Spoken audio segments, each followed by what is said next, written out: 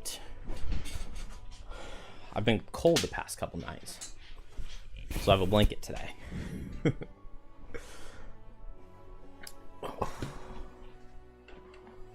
It's already much better. All right. So, Blinkblade and Geminate are dead. They died a couple nights ago. They're gone forever. Gone but not forgotten. I took like 30 minutes earlier, and well, it was like this morning, and I tested out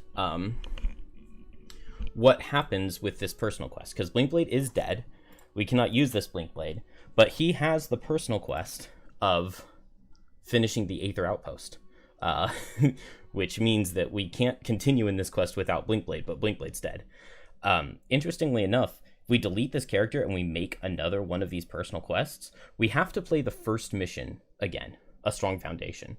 But then for some reason we can skip elemental core and then go straight into core attunement. Unfortunately, I think that like the two best characters, or like the three best characters for the level, are Blinkblade, Geminate, and Snowflake. And we don't have Blinkblade or Geminate. So that's pretty bad. I theory crafted a little bit, and the easiest way for me to beat the level is going to be with a level 9 Snowflake. A level 9 Snowflake and a level 9 Drifter. And they have a really cool combo where Snowflake gets to play Birds in a Tempest to increase Drifter's movement. Not an ending fight, use every part. And so Birds in a Tempest makes this a move 5, Sustained Momentum makes this a move 7, and then Crushing Weight makes the attack an attack 9. And then I can pair that with Horned Helm and Endurance Foot Wraps, and so it's move 7, attack for 10, heal 1, which is kind of cool. And that's just as the bottom. And so that plus Unending Fight, potentially into like a Poison Chaos Demon early on, can be really good. So we might need to build up all the way to that in order to beat those levels. Because without it, I don't know what we're going to do. But that's not where we are right now. I'm going to go ahead and just delete this Blinkblade and Geminate. Now that I've tested... now that I've tested that the personal quest... We'll still be able to go through those levels. And for now, we are off to the Crystal Enclosure. This can be a pretty difficult level, but I think that Snowflake Drifter should do just fine here. They shouldn't struggle too much, I don't think. And I think we're just ready to go. Check my cards. I'm gonna want Relentless here, I think. All the monsters are going to have tons of shield based off the number of pylons that are around them. So Relentless's Retaliate should be really good for me. And I want Chunk of Flesh. We don't need Fierce Barrage. We're not playing the ranged build. We're not going for Shockwave, so we don't need this 2-target attack. Chunk of Flesh will be better. And then on Snowflake... So we probably didn't get the level up card here either, did we? We took Polar Vortex at level 4, even though it's the level 3 card. But this thing should do pretty well, maybe instead of Enticing Breeze. And I think I want Blizzard for this bottom push. So I will also drop... Let's drop Birds in a Tempest for this level. We don't need it, it's a tiny level. I would rather have this move 3 push than this move 3 buff Drifter. And initiative shouldn't be that important, I don't think. And I guess we're ready. I don't think that there are really any item upgrades. I really just want Arrowvine to get a stamina potion, but we can get Arrowvine in this level. So we will just go do that, and we're ready to go. Can I train a soldier? It looks like I've already trained one this week. Alright. Hopefully it doesn't end here. We've got 1, 2, 3, 4, 5, 6, 7, 8, 9, 10, 11, 12, 13, 14 missions, 1 in a row. Let's go for 15.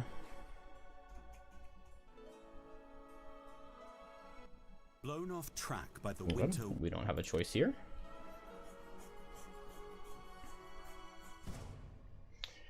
Never attack an enemy that's already acted. Become exhausted. We don't want that. Apply a negative condition to somebody who already has one. Vile assault. Sounds good to me. Kill an enemy to open a door. Absolutely not. Never collect from end of turn looting. Never do a basic action, but no promises. Alright. But Arrowvine here. The chest has 4 loot cards in it because there aren't very many enemies. So we'll probably get like 10 pieces of loot here, I think. Sturdy sled now. So we should get the Arrowvine. But it's been 14 levels and we haven't gotten a single piece of Arrowvine yet, which means like no power potion, no healing potion, no stamina potion. It's been rough. We've been looking for Arrowvine for a while.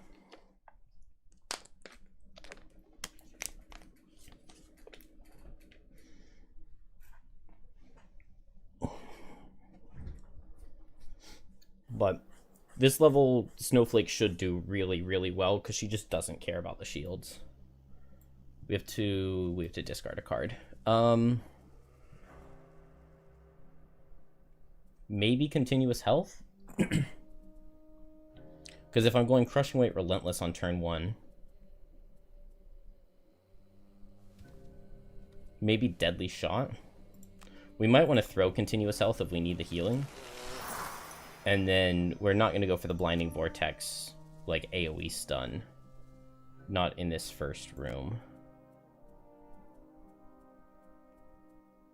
Yeah.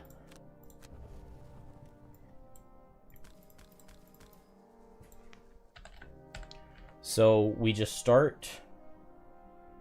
I think Frigid Growth is better for starting, because this guard should come here to hit Drifter, or he stands still and shields. And then I can place Hazard here, move, push, with like Chilling Impact. Or maybe we just do Blizzard now. Frigid Growth Blizzard. We'll go at 71 so that even if he's 70, we're after him. And then here, just Crushing Weight Relentless. Okay.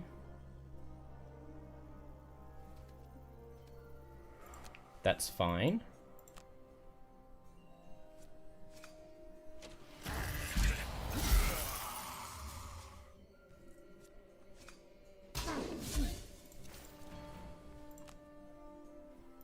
That's a lot of damage already.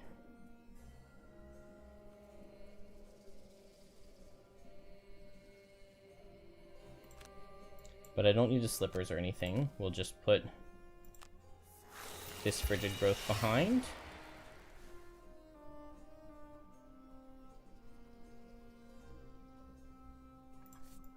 And push him onto it, I think.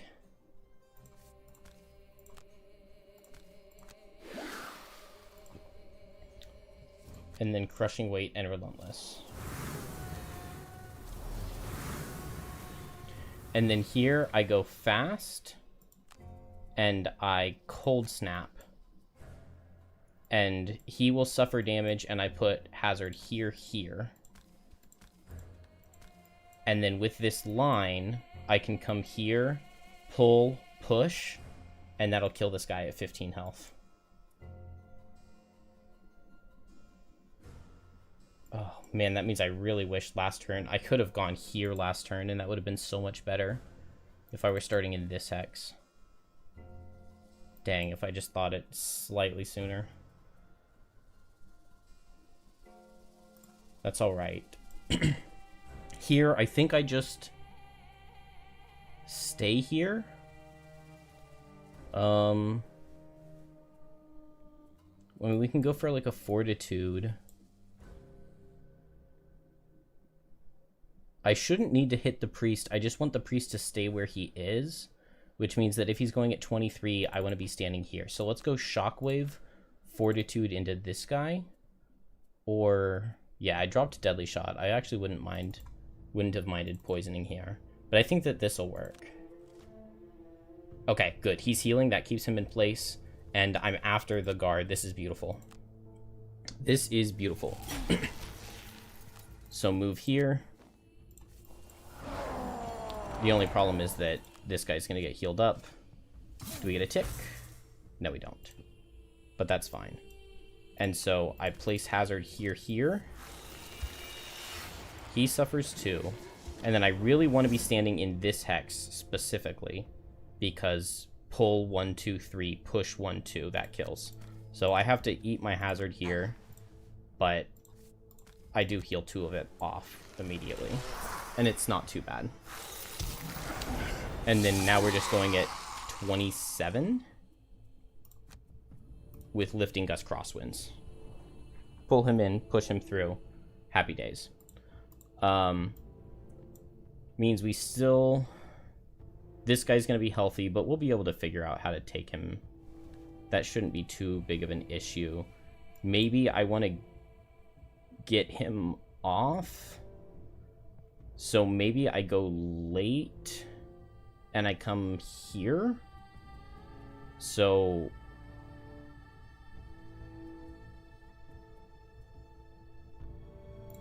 it doesn't matter too much. I think we can just go for this and get some healing and hit him a little bit.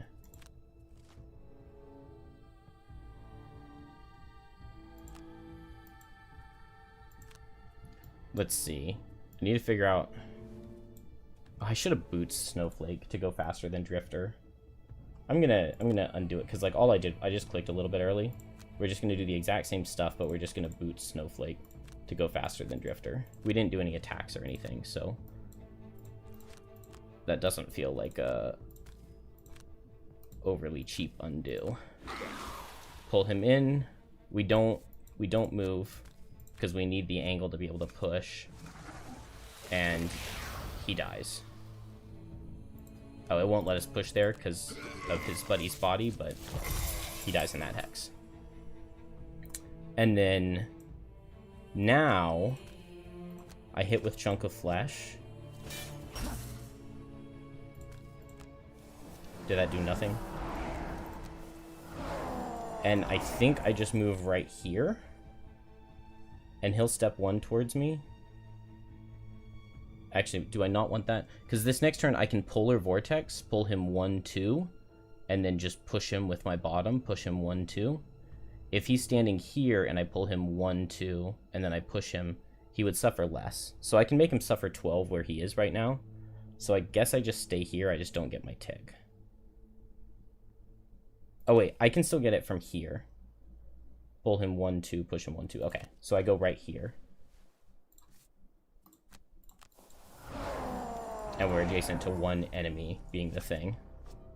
Okay, this guy does hit very hard, so that is definitely something to keep in mind. I don't want to burn Vile Assault.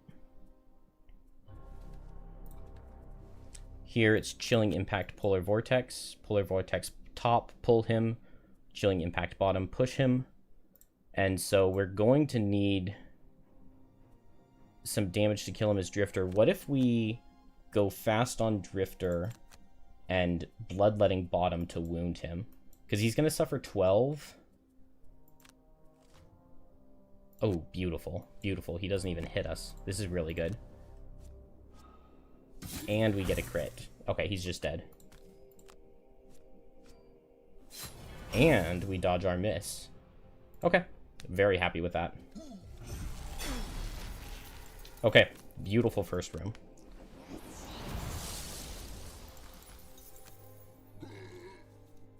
Pull him in. We don't pull anything else.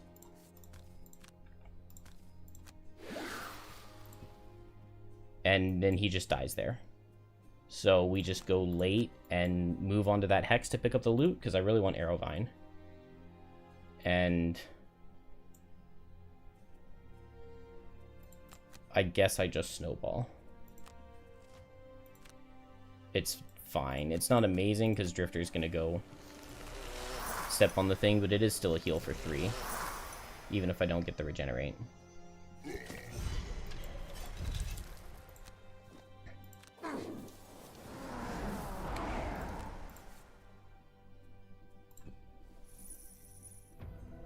Arrowvine?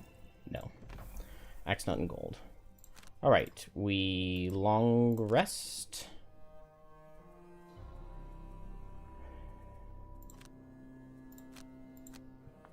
Um.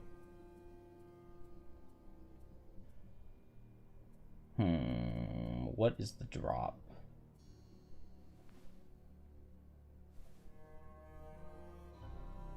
I feel like I don't mind playing Chunk of Flesh bottom for this next room. This next room is tough.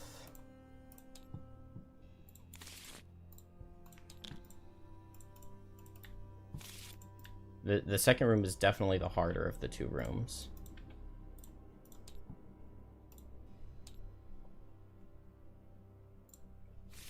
There, like, I think there are 5 enemies, 2 priests, ice speaker, and 2 guards, and 3 pillars. So we wanna be in this corner down here.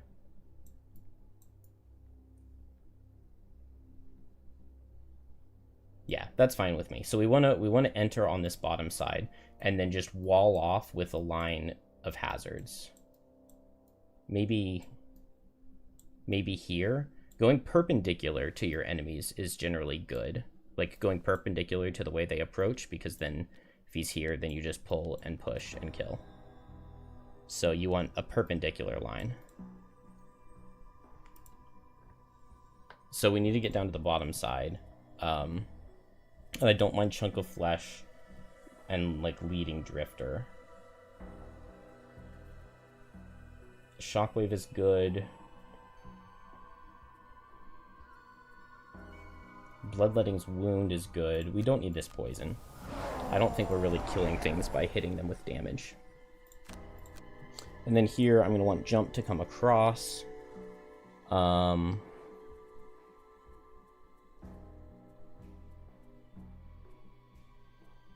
We could drop Chilling Impact.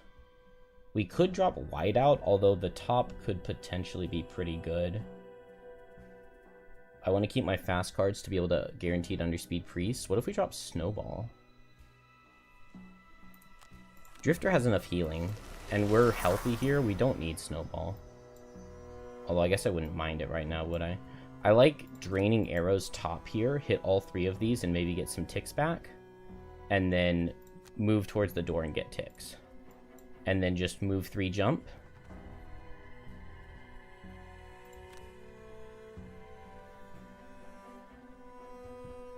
With... I think we just drop Blizzard for now.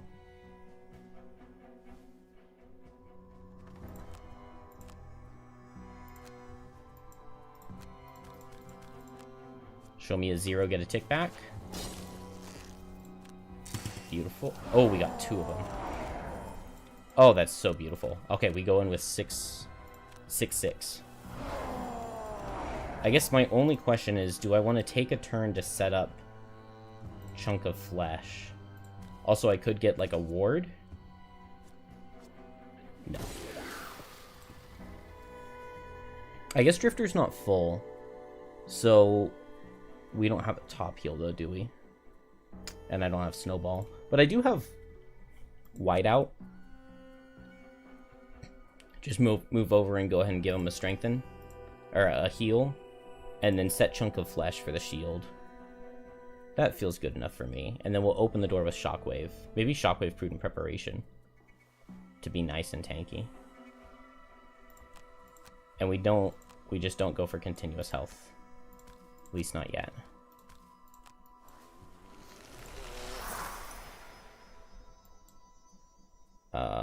Chunk of Flesh, 2 shield, and we're good on ticks.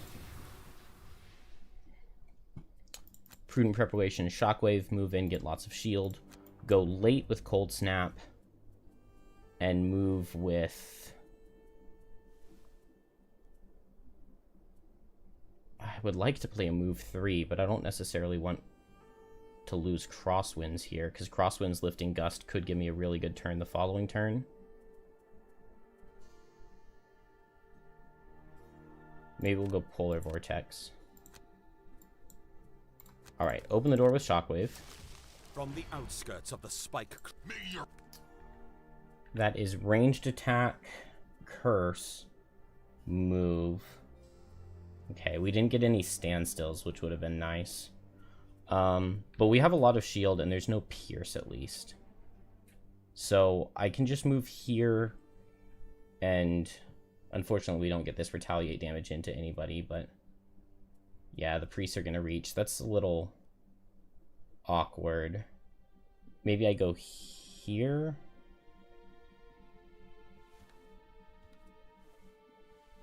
I'm thinking I kind of want Snowflake's line right here. So if I go here, maybe Snowflake's line goes here.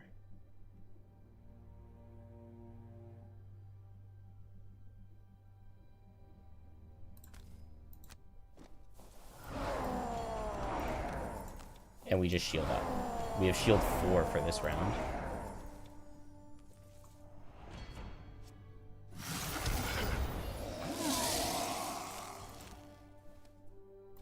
We're not going to shield curses because they have disarms and stuff.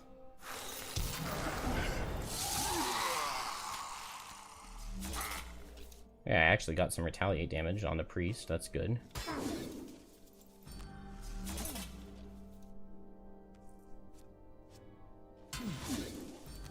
Alright, we took 1 damage total. But they got a lot closer, which I don't love.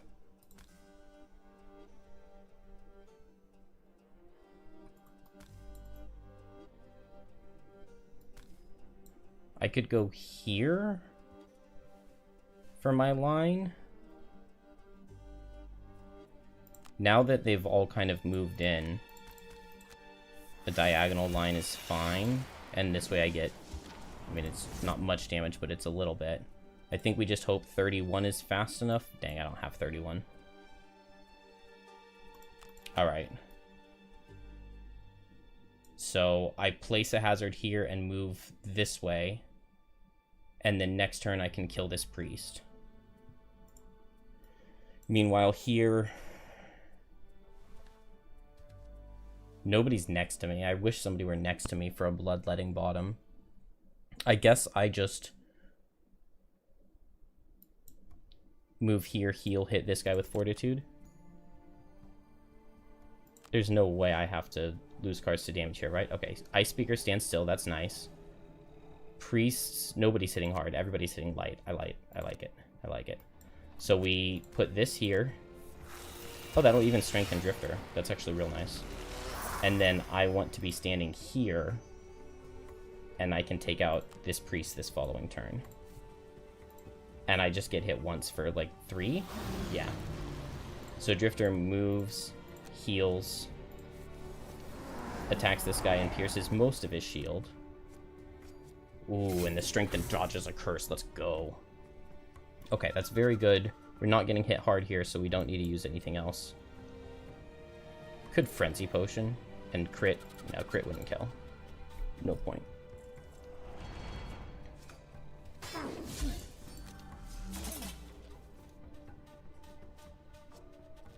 Totally fine.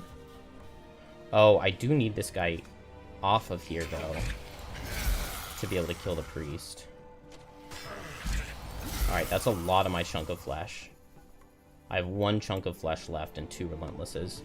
We short rest. We can bloodletting. Yeah, I just played these 2 cards because it's what I have. Vile Assault. I really want that loss. Okay. Prudent Preparation is fast heal, which is good, but maybe not necessary. Do I just Vile Assault this guy now? What am I doing here? What am I doing here? I could kill this guard. Okay, what if I go fast? Attack this guy. No, attack this guy with wound and just attack this guy with my top. And then on Snowflake, I push this guy away and pull the priest in. We're probably seeing... Okay, we're heal from priest, which is good. Stun out of Ice Speaker. 1, 2, 3. That's fine. That's totally fine. Miss is totally okay with me there.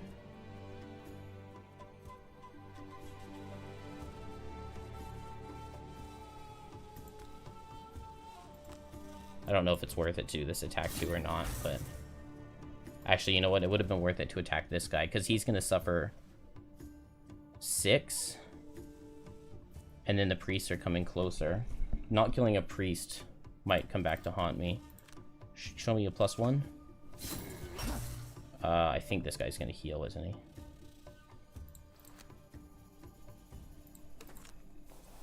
Alright, we might need continuous health, which means that I should have saved the thing. Okay, yeah, the guy definitely heals.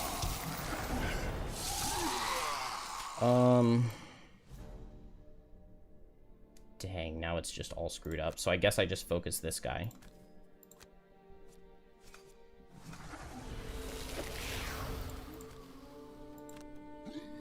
Okay. But now he dies. And I step down here. Unfortunately, there's no good way to line it up. But then this guy doesn't reach. But we are really not lined up where I want to be.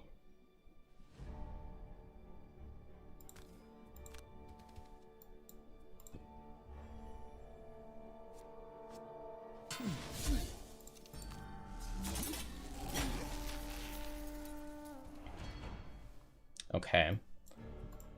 It's definitely a short rest. And maybe like a polar vortex? I don't know. I could Vile Assault this guy. I wonder if it's possible to get a good blinding vortex and just stun everything and stall for a turn. I'm not certain that that's possible. I could push this guy for 2. And then I would just be hitting 2 with Blinding Vortex. I could step here and push here. I could hit 3 with a Blinding Vortex to get the stun.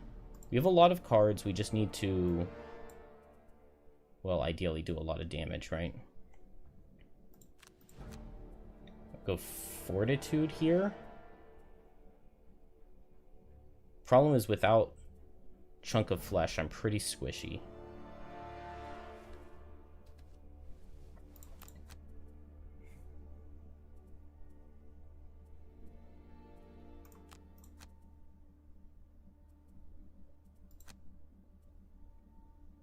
Cold Snap would be a bad card to lose. Okay, Blizzard's fine. So, I don't have a White Winds, do I? White Winds hits 3 right now. So I could just get a 3-target stun, and I would push here. That's not bad.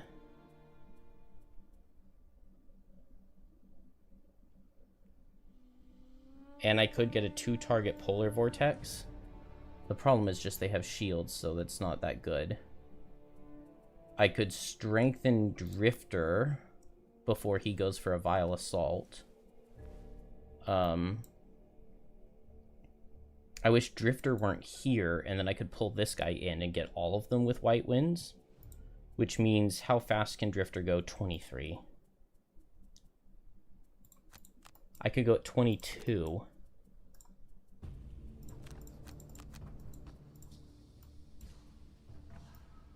And this gets a stun on everybody, which is pretty good. 22 underspeeds the heal. The problem is if it's the fast disarm, I might just like straight up lose if it's the 8-speed disarm. We saw Shuffle this last turn, so it would be 1 in 8.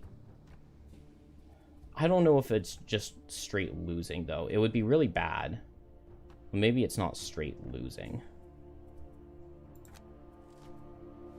Good.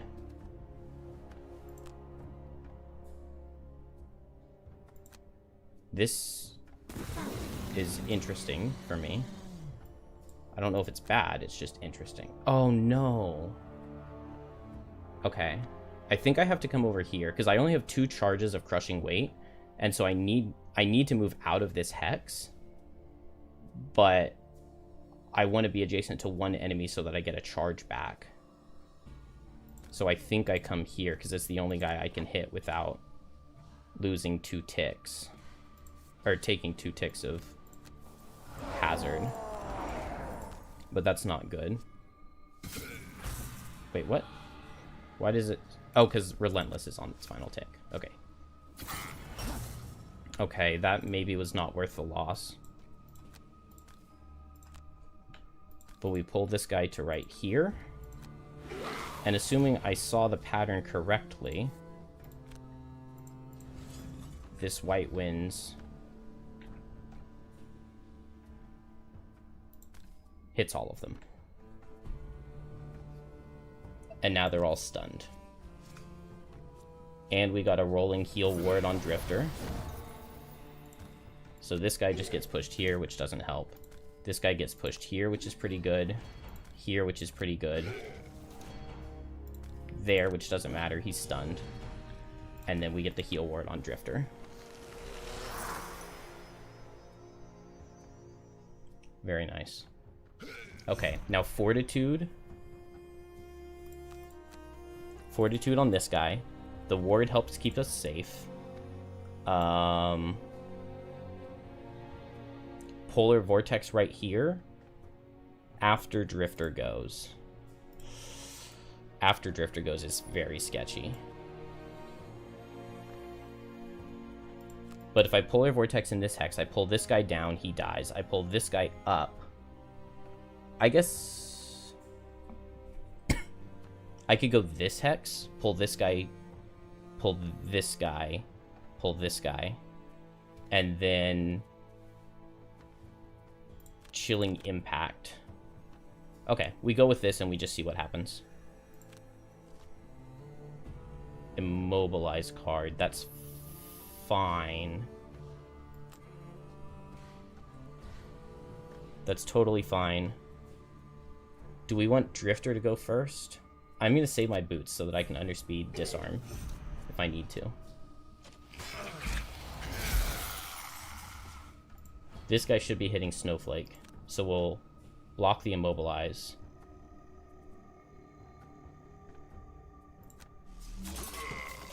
Oh, okay. Well, there was my last Relentless, which is kind of wasted. There's that crit helm. Oh, now I can't move and push him. That's so annoying. But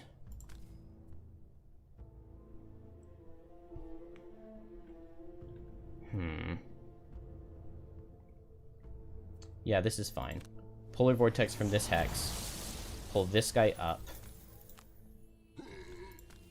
Pull this guy up. And then now I can't move and push. And I don't know if I want to pull the Ice Speaker. He's stunned for this turn, so we're content with that. Oh, I didn't strengthen when I went for the 4-target hit. Actually, would I rather kill the Priest? No, because I just outspeed the Priest next turn with Snowflake, no matter what it's doing. And I can probably kill it. Oh, well, I don't have White Winds to outspeed him. And I would have killed the Priest, I think. That was a pretty big hit. It's okay. We're in good shape. Drifter's low-ish on cards, but it's not the end of the world. I pull him here and move and lift and gust. Oh, I don't have crosswinds.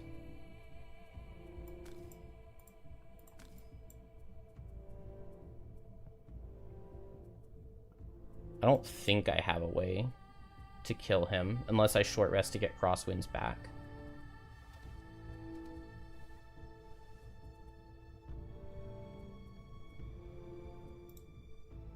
But Drifter's short resting and can maybe just go at 17 and attack with Fortitude.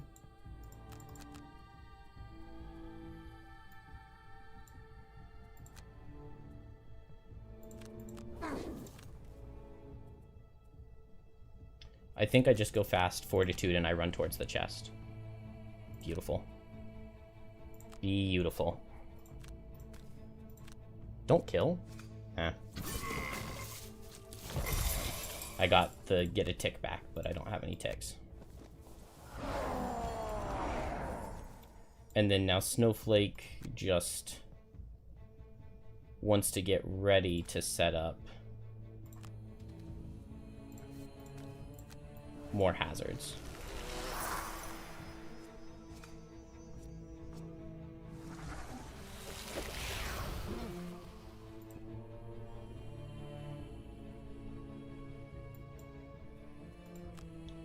And we just go to the chest, and I just Frigid Growth or Cold Snap, depending on what he does.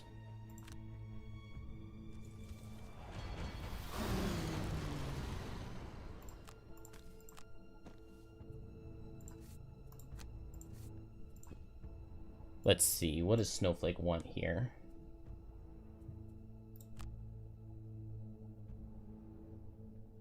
I could move here and hazard, and he would suffer 2. And then I would go fast and I would push him here, here. And that's pretty dang good.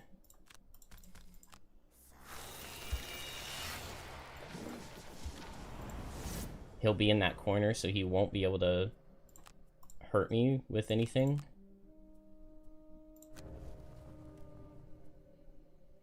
Crosswinds is fine to lose. The only thing I don't want to lose is Lifting Gust. Because that's the play here. Move up, push him here. He suffers a ton. And then here I'm just grabbing chest.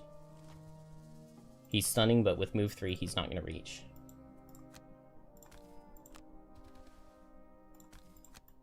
Maybe I should have moved 1 less so that I was only 3 hexes away from the triple loot pile. Because I want to pick up every loot I can. Because we're very close to just killing him. Oh, I probably messed up my specialist somewhere with the default move too. Arrowvine, thank goodness.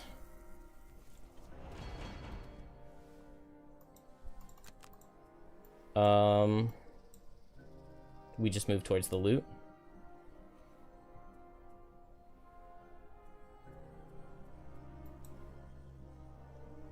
He can never, like, kill Drifter here. But maybe I do want to go ahead and play Polar Vortex and just pull him back this direction.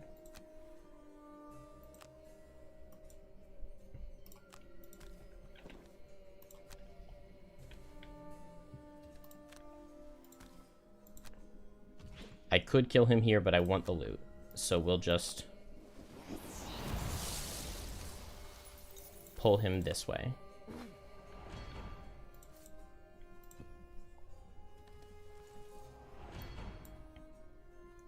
And then now I don't have Crosswinds, right? Crosswinds would be so nice. I would pull him to this hex and get a 4 loot.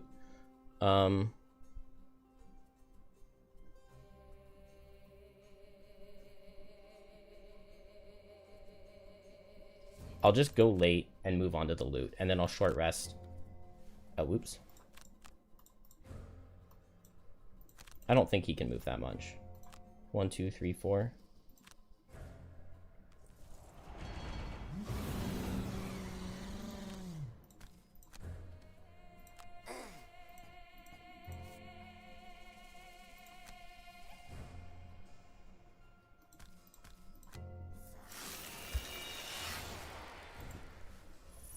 More Arrowvine? Rejuvenating Charm.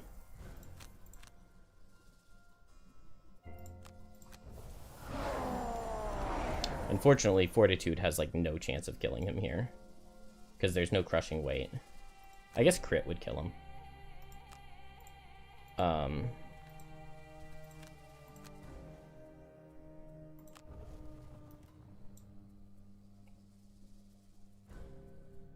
But I don't have any of the good pull cards that I would want. But I can just go right after Drifter and Polar Vortex. They double tie. I don't know who wins the tie in this case. Okay, cool. It's not a scary card, so I can go here.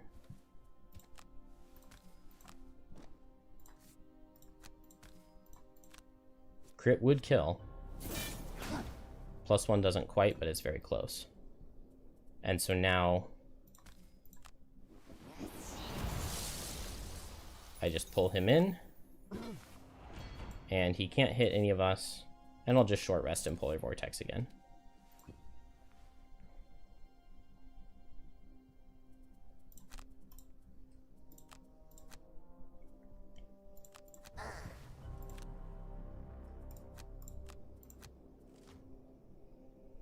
Ugh, and I just used my boots. No.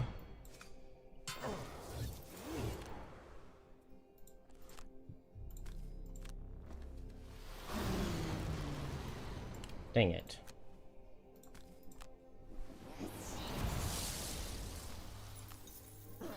Well, I guess I just go for this again.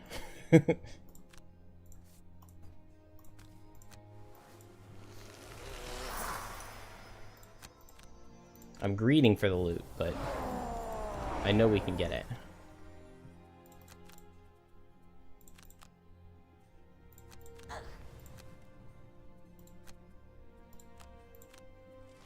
There we go. That's what we needed to see.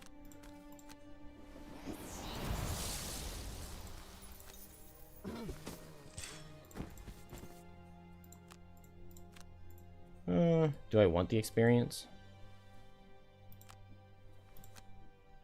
Experience is fine.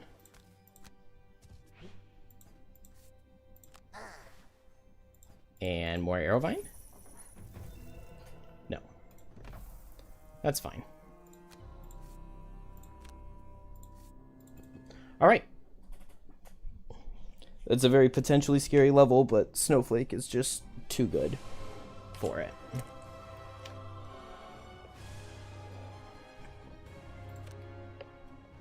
Alright, we have to go get the bridge right now. And unfortunately, Drifter retires if he gets an herb that he hasn't gotten yet. And I really don't want him to retire. Crystal Fields is a relatively easy level. Of all of the levels we have available to us, it's definitely one of the easier ones. So that is good.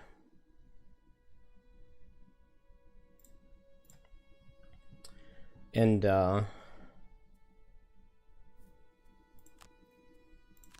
It started with discord. Craftsman, I don't have any morale. So we're just not going to be able to defend anything. Alchemist.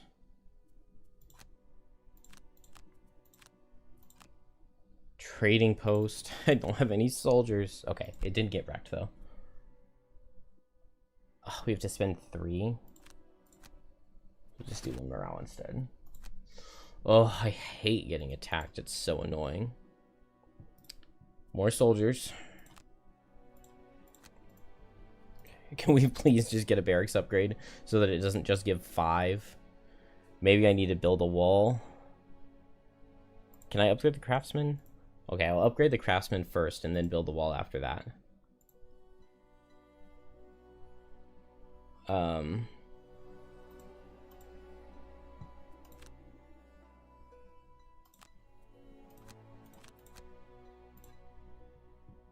Nice, we got a perk here. One more -1 for... maybe I hold on to it, because I can grab the persistence once I level up, which I think I level from this next level. And then hopefully I don't forget it, like last time. Okay, finally we can go get stamina potion here. And I'm very happy with that. Potions here, yeah, Stone Skin Frenzy is pretty good. So that puts us 38 gold. Is there anything I want for 38 gold? Let's check the merchant first. I don't think so. Ooh, I can sell this for 10.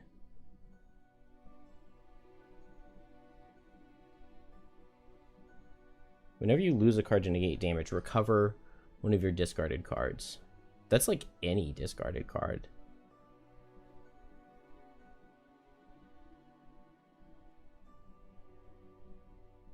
That's actually not even bad on Snowflake. Would I rather have it over the Crude Helm?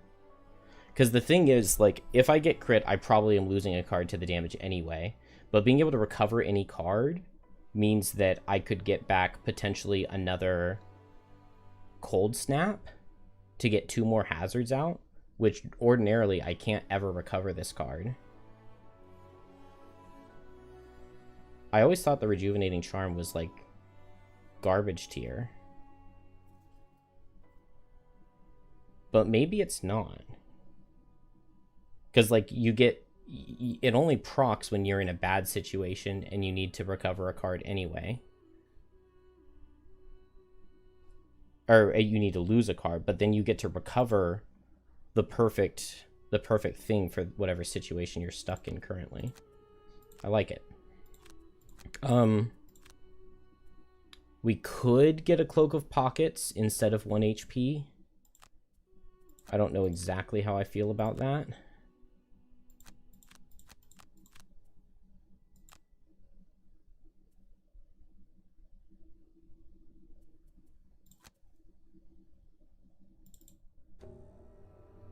Whoa. Did it crash on me?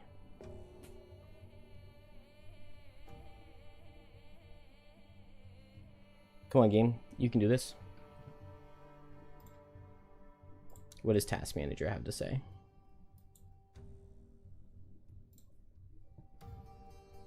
Task Manager says close Tabletop Simulator. And Google Chrome.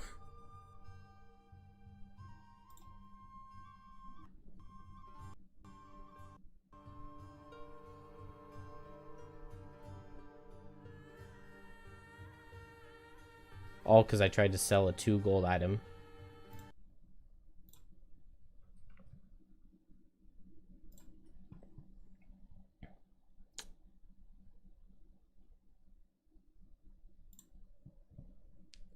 So, we go to the bridge now. These are the only 2 characters I have who can play the bridge. And as soon as one of them gains a level, we go up in monster difficulty. So we have to do it right now. Like, there's no other choice.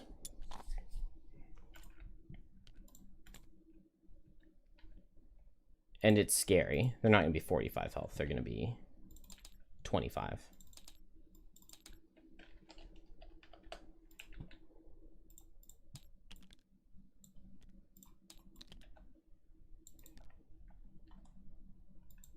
But it feels doable.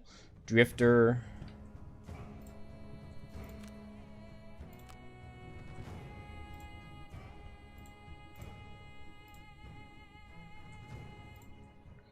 Drifter comes up here because I want Drifter to fight the wind demons in this room. Snowflake comes forward and is hopefully able to kill this thing without getting absolutely dominated. I'm thinking just like if I move 1, 2, 3, then I can go hazard, hazard, hazard. And then this difficult terrain can be used in my favor quite a bit. Because if I have hazards here, then if I push him with Lifting Gust, he would have to walk through 1 hazard, and then he doesn't want to walk through 2 more, so he has to go through the difficult terrain if we ever get lucky and it's not the ranged attack. We have to get attacked again. Love it. We did this last time, so we'll do the same. Whatever. We train a soldier, and we're gonna upgrade the craftsman, right?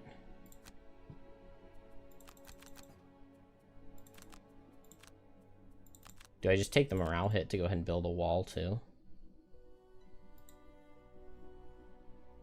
And it's 2 morale. We would go down to...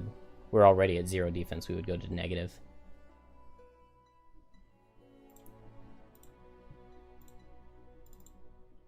Okay, cool. It didn't crash this time. Let's make sure to brew our potion.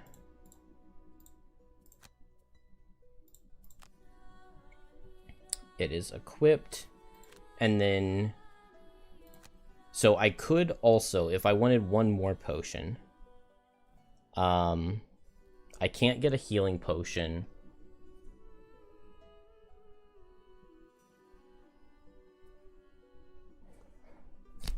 But I could take a Cloak of Pockets instead of a Traveling Cloak.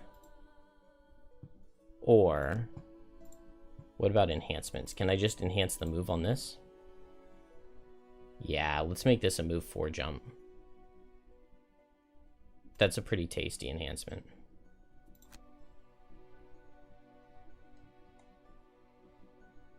Also, this top is really cheap to enhance. Oh, man. Maybe I should have done that instead. 25 gold to enhance Blinding Vortex? That doesn't sound right. It's supposed to be 50, I think. I can't sell more items to get it, can I?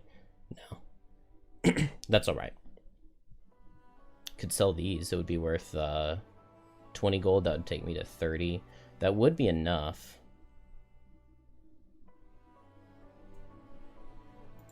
Because Blinding Vortex, I think, is going to be my play for this room.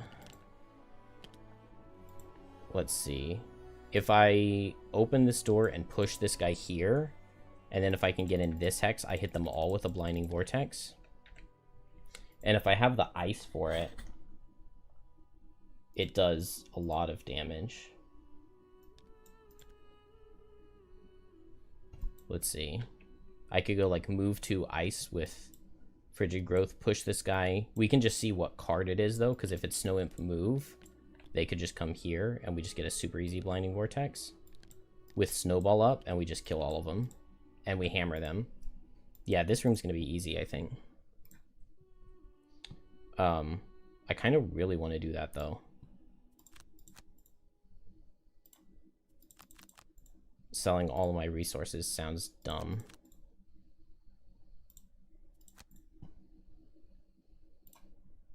But Blinding Vortex +1 damage.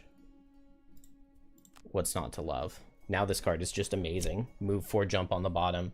Attack 5 loss up top.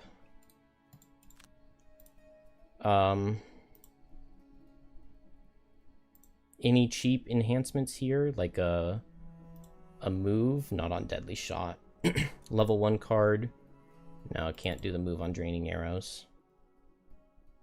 The move on Vile Assault?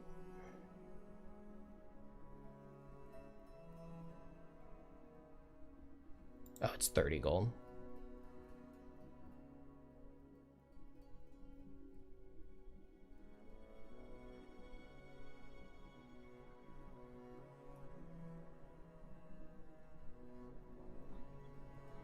Okay, maybe we just keep everything as is. The heal on Prudent Preparation. Sell all my hide for it. I don't know if that's worth.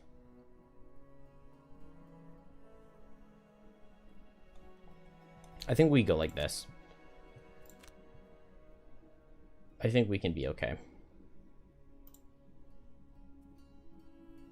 Hopefully. But I am nervous. For as far as the eye can see, the... Okay. This is just this perk, but I'm saving for the 2 check perk. Well, if I lose, I would feel pretty stupid for doing that. What if I just add a +2 to my deck? What if I just add the +3 to my deck? Let's just add the +3 to the deck. Because, I mean, then if we draw it, like, we'll know that we only drew it because we got it. Occupy a door, remove a negative condition. I can remove Brittle from myself. Yeah. Perform an ability targeting an ally.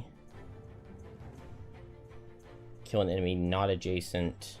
Kill an enemy before its first turn. Not adjacent.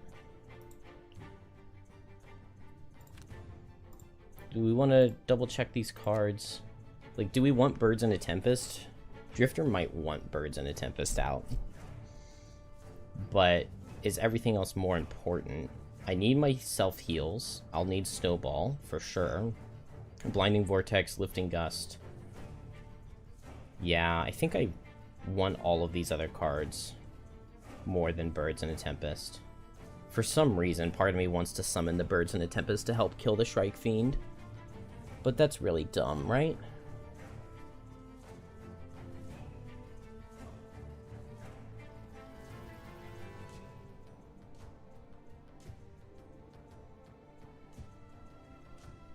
I'm not going to summon into a Shrike Fiend. That would just be idiotic. It's just like the idea of the birds drawing the rolling heal ward self and being able to use it on Snowflake, since it's the birds attacking and not Snowflake. That's really tempting. And then like the bottom of Birds in a Tempest is always good. It just doesn't feel necessary.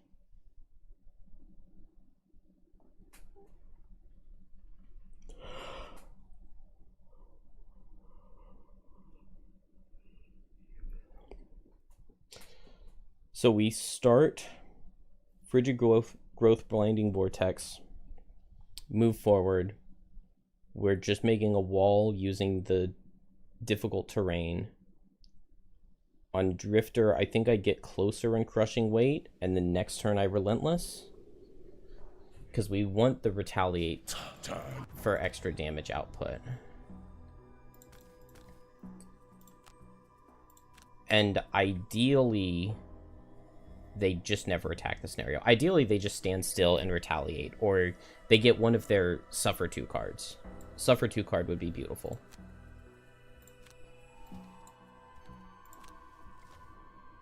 Okay. That's fine. I think I get hit. Maybe not on Snowflake. Drifter definitely just runs up and gets hit. And doesn't care. He has the healing, he has the tanking, he can afford to get hit. Snowflake is a slightly different question. If I come up here, he goes 1-2. If I come here, he goes 1-2-3. If I come here and place the hazard right here, the problem is I liked the idea of where I was thinking I was going to place the hazards. Here, here, here.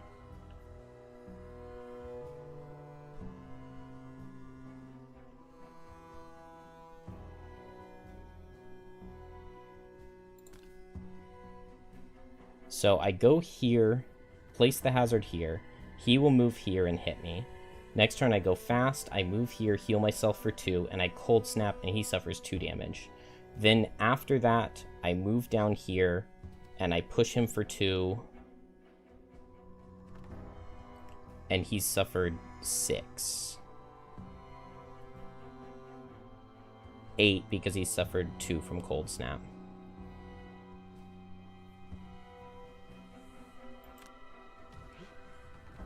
I guess I could Polar Vortex to make him suffer a little bit more.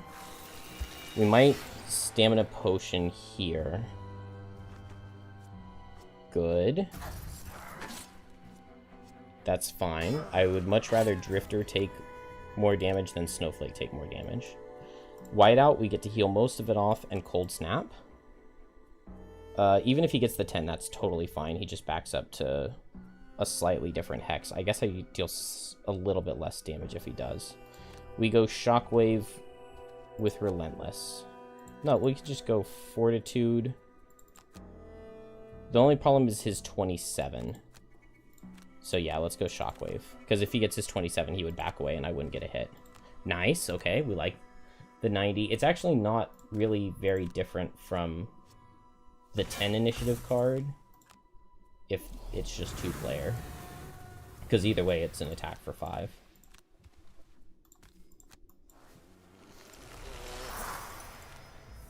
And I guess maybe it's actually slightly worse because he does get the Dark, which he could use to get 2 shield. So, this next turn, I move here and I push for 2.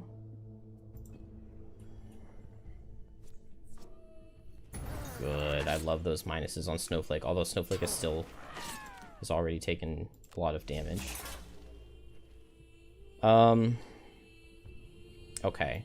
So I could Blizzard, move, push, he suffers 6. The problem is I just don't have a top that I love with that. What if I just snowball myself for a heal?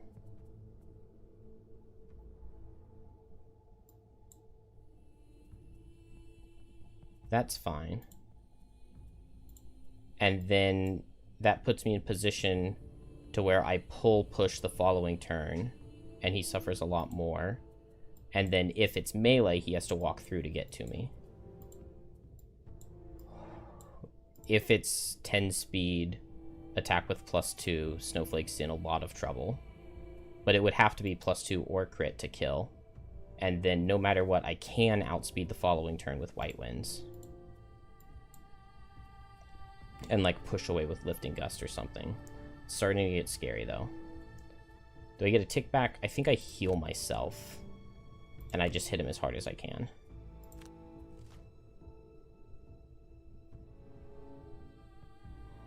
Okay. Him getting pull card is really, really, really bad for Snowflake.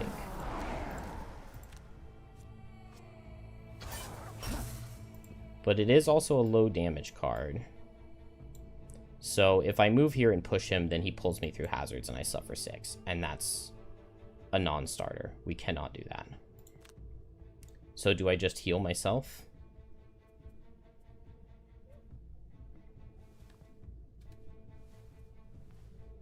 This is basically what I was most afraid of for Snowflake. Was his pull cards. Because I have to set up these hazards for myself, but I want to be here. Then this next turn, I Lifting Gust, he suffers 6, and I can pull him back if I want. And he would suffer 12. And then I just need one more turn like that, which I could get with Polar Vortex Chilling Impact. And I don't even need to Stamina Potion, and I actually can just kill him.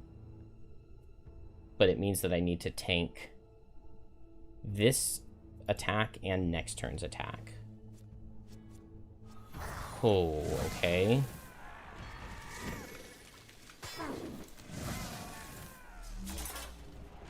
I really wish he had gotten worse damage with the disadvantage, but I guess you take what you can get. It's the 10 speed. Well, if it's the 10 speed, then I just lose a card to damage. I lose White Winds to damage, I guess, and then I get my recovery charm thing. And maybe it's alright.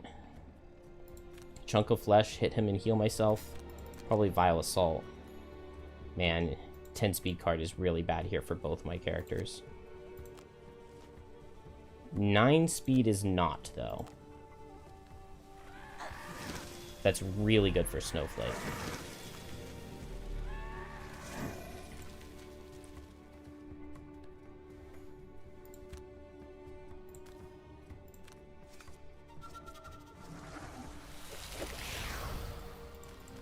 I push him here, and he's 4 range away, and I shouldn't get retaliated on. Good.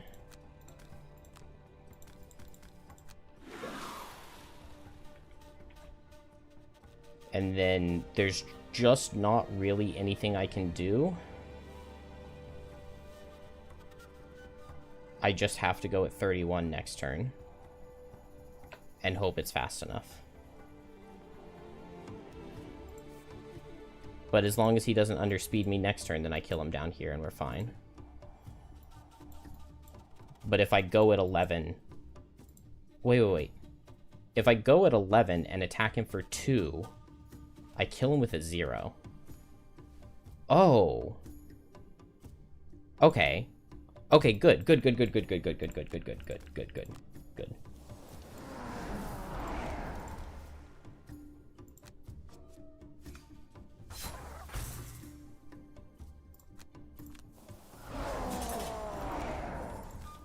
The fact that he didn't attack me means I didn't get my retaliate on him, which is kind of bad. I don't Frenzy Potion here, but I think I do Ward. And this way, I'm very unlikely to die. I should have just thrown the Continuous Health at some point in time. So here, I attack him for 2. We just need a 0. I could muscle it. But it's like 3 versus 1, 2, 3, 4, 5, 6, 7, 8, 9, 10... 11, 12, 13, 14, 15, 16, 17. I'm not muscle potioning it. I want to save that for later. And then here, maybe bloodletting double attack. Good.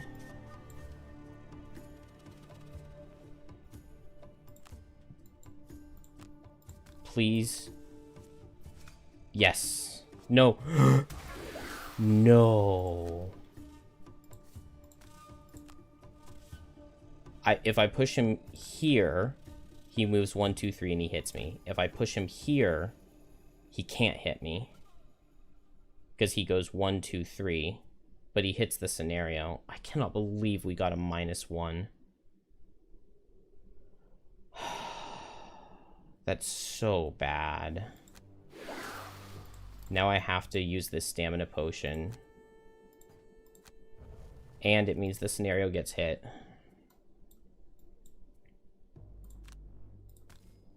Crit?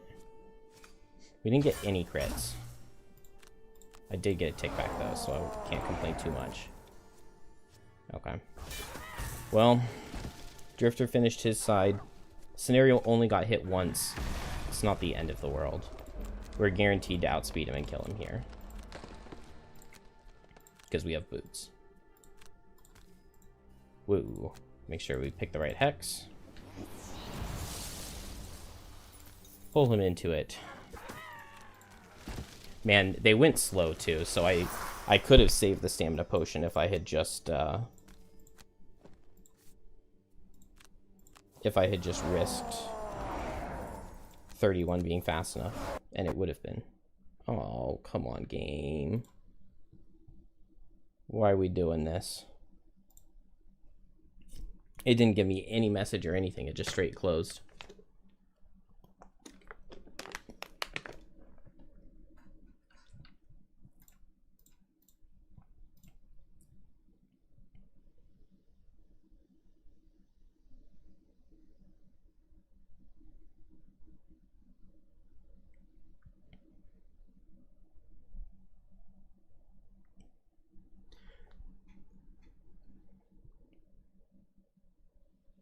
This is fine, though.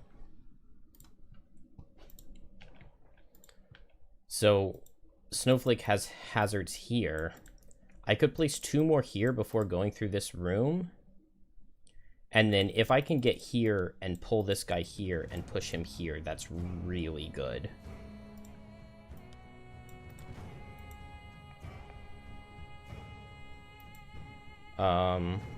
Drifter goes 1, 2, 3, 4. This guy sees 1, 2, 3, 4, 5, 6 versus 1, 2, 3.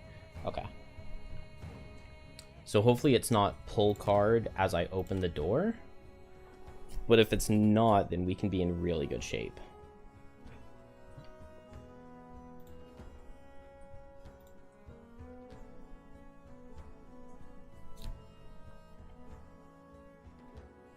I wonder what made it crash. Because all I was doing was getting a tick back. Like, that's not a... That's something that I've done hundreds of times before and it's never crashed.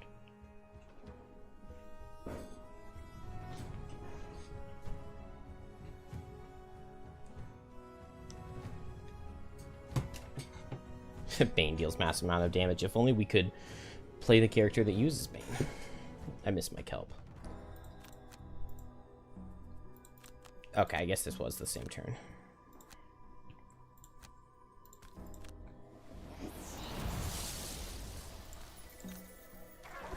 Alright, he dies. I heal. Maybe I just went too fast. It was like still in the process of healing or something.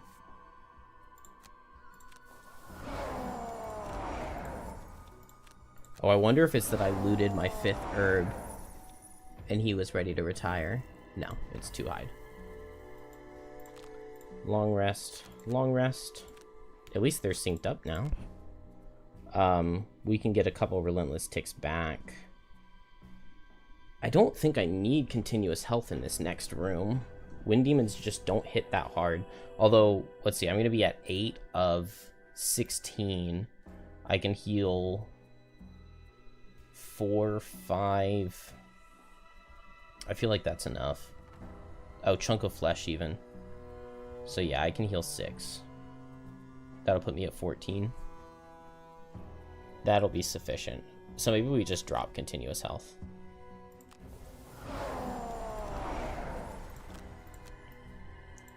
And then here, I would like the loot, but maybe I skip it. Because move forward 2 hazard sounds really good. And so we'll drop Whiteout. I need the heal. Yeah, I don't want to take the damage on this because I'm low. I'm going to have to snowball up. We can drop Blizzard, I think. And then I will just snowball Blinding Vortex, Precision Aim, Chunk of Flesh.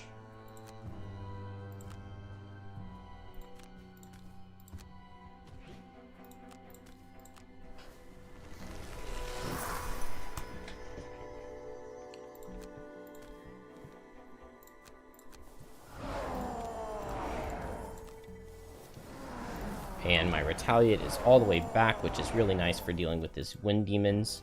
We Cold Snap with... It doesn't matter. Maybe I would want Frigid Growth, but I don't think so. We've got enough hazards here, right?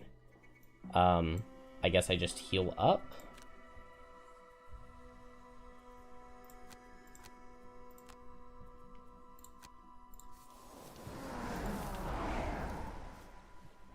And we never used that ward, interestingly enough. And just move closer. Alright, we're ready to go. I want to save Lifting Gust Crosswinds. That's the play next turn. So, Whiteout, move and heal myself? Yeah. Whiteout, move and heal myself. Maybe with Polar Vortex, pull him down, potentially. We'll see what he's doing. And then... Fortitude with Deadly Shot. Big move and hit melee. I want to stand here. Beautiful.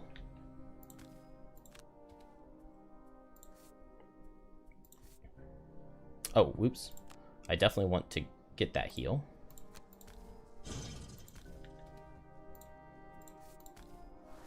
Hopefully he goes to this hex.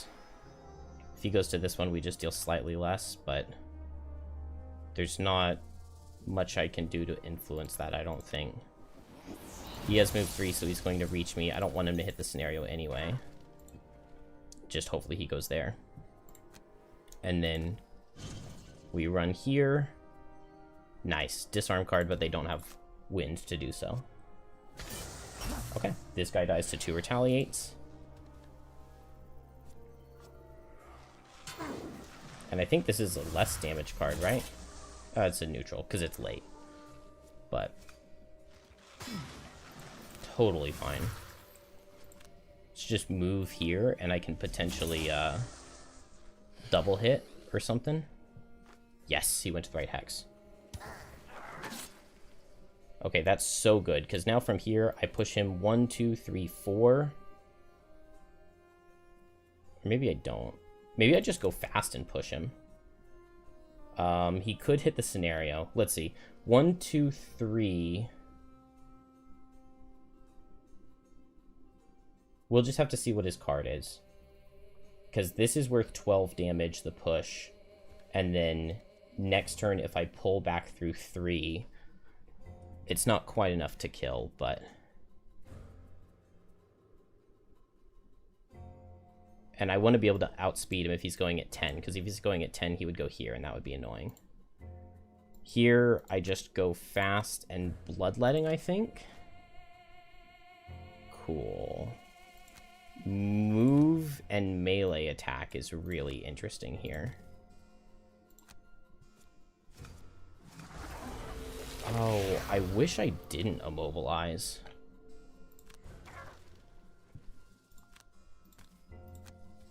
But that's okay. Because if I hadn't immobilized, he would have had to have gone 1, 2, 3, 4, 5. 1, 2, 3, 4, 5.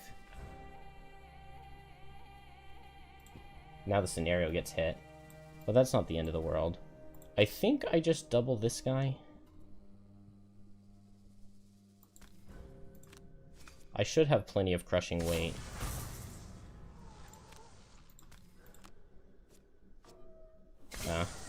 shielding and retaliating would have been better, but that's alright. He dies to Relentless. This guy's not guaranteed dead because he could heal himself next turn. And they actually did a lot more damage to me than I would have liked to have seen. Dang. Okay, and he does 6 to the scenario. Cross wins, he suffers 9. I would kill him with a +1. Or I just short rest. I'm gonna short rest. Because lifting Gust guaranteed kills him. And then if I long rest here, if he does less than 4, I'm super happy. But we're in a really good position. Why risk it?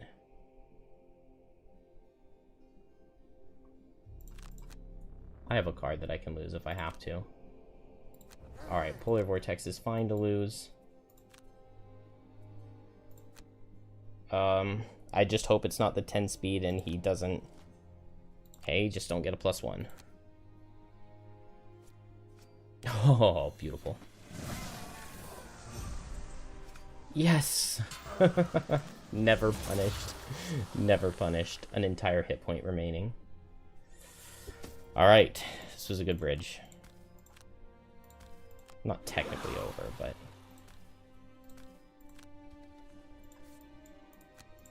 Show me heal ally? No.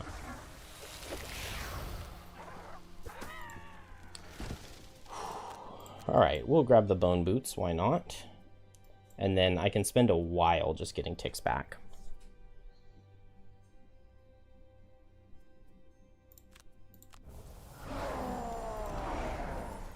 Maybe now I play continuous health. I'll go ahead and snowball myself, and I think I just take a full rest cycle here. And I just heal up all the way. Because, yeah, just 2 lost cards, like, I do this room, I clear this room in, like, 2 cards. So, I'm just healing. I wish I had my top heal 3.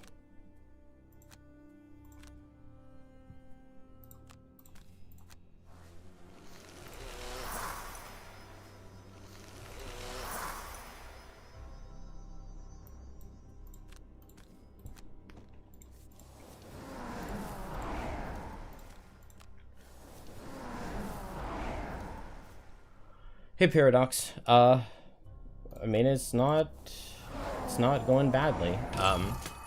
Beat the crystal enclosure earlier, and this level is going very well.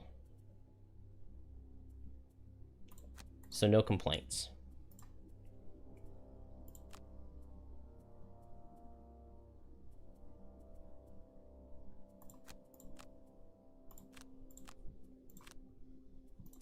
Just heal up a little bit.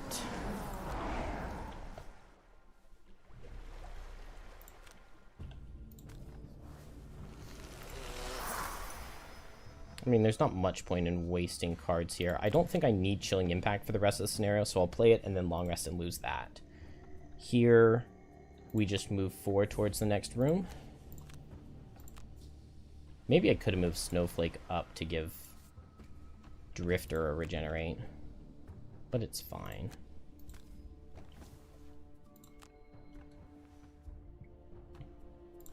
Long rest. Get one more. Probably Crushing Weight tick, right? Relentless is okay, but it's not necessary.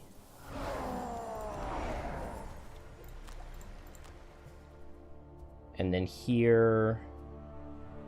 I don't need Crosswinds, but I could potentially use it to, like, go up there and help Drifter if necessary. Whiteout could go... My plan for this room is to Snowball and Blinding Vortex. Oh, yeah. Chilling Impact. I just said that was why I was playing the card. Do I think most scenarios are tuned harder on 4-player, or just that you play worse on 4-player than 2-3? I think in super increased difficulty like this, it's not feasible for one character to tank hits coming in from like 4 monsters in a single turn. So like if you're playing in 2-player, it's pretty easy to like split them apart so that like 1 monster would hit Drifter and 1 monster would hit Snowflake. Whereas when you're playing in 4-player, like I just think of the scenario 5 that I was playing in 4-player, and the very first room, there are 4 ice wraiths that are all guaranteed to go at the exact same time, and so when they're dealing this much damage, you simply cannot tank 4 hits, and there's no time in between for anybody else to go in and tank. Oh well, this is just the 2-player setup, but the 4-player setup, I mean, it's like, how do you have a character survive a turn there? I just don't even see how it's doable. And I've played almost no 4-player in my Frosthaven career. It's been almost exclusively 2 or 3, so I'm much more comfortable with 2 or 3 characters. And yeah, we're on the bridge already. I mean, these characters are both pretty close to hitting 5. Yeah, Drifter hits 5 from this level. So this is the strongest they can be without the monster level going up. Ooh, speaking of strongest they can be, this deck with a Strengthen is looking really good right now. Quite a few zeros, but... Whoa, whoa, whoa. I'm not going in. I'm snowballing first. And... just a nothing card. Well, I might want to play that as I go in.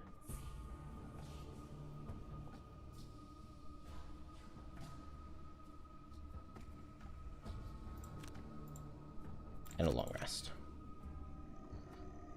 Drifter and Snowflake are, yeah, they have definitely been the 2 strongest performers. Blinkblade did very well while it was alive. But now that it's not, these are definitely the 2 that I'm relying on. Drifter has impressed me with how well it's done, I do have to say. Let's see, I want this shield. Ooh, I want Chunk of Flesh. I really want Chunk of Flesh.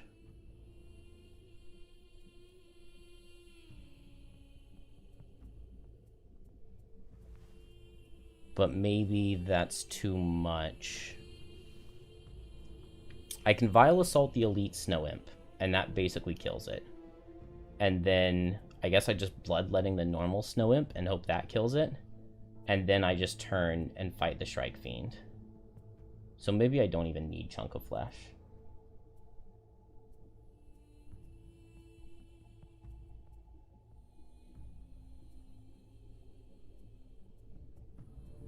But I just don't see a card to drop. I feel like I need this move 4, because they're pretty far back here.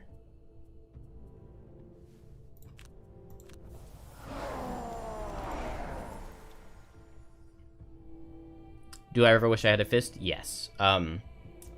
Actually, the character I really, really want is Geminate, because I was looking at the rest of the Strong Foundation storyline, and the core attunement level, which is the next one in that quest line, they're going to be Chaos Demons, and so I was looking at Drifter's level 9 card.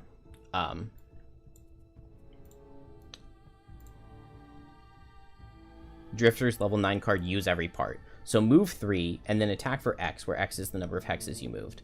Sustained momentum makes that a move 5. Crushing Weight makes this a move 7.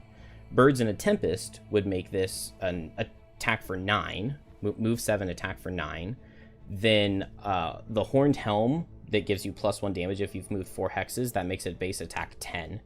Then obviously there's like Heavy Sword and Power Potions and stuff like that you can pair with it. And if I had a Fist to Brittle, when Drifter does move 7, attack 10, move 7, attack 11, that would be really, really good. If I had Geminate to play Corrosive Acids and Brittle Poison 2 targets, while Drifter moves in and does attack 11 and uses a Battle Axe to hit 2 targets with it, that would be really, really, really good. That would be by far the best way to open Core Attunement with multiple players, where it spawns 2 Chaos Demons right next to each other. Unfortunately, my Geminate's dead. Geminate's actually really good in that level because it has a lot of crowd control and immobilize and stuff, and when you get to the final rounds, like, Mind Spike stopping 3 enemies from reaching the pillars and attacking them and killing them is really, really, really valuable.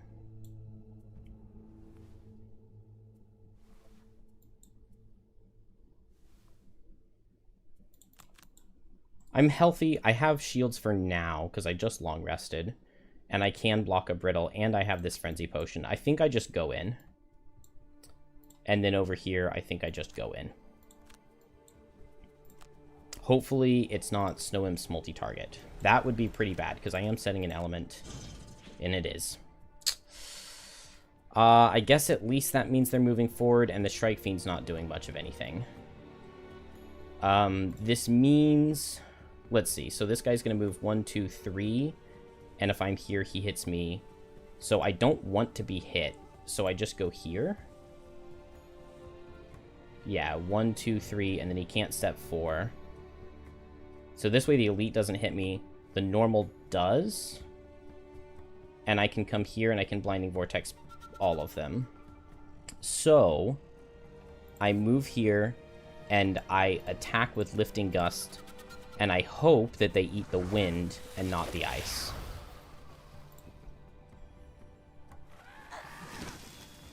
Or the dark. They could eat the wind or the dark. So now it's a 2 in 3 chance that they eat the right element. And I don't care that they're multi-target because my characters are split up.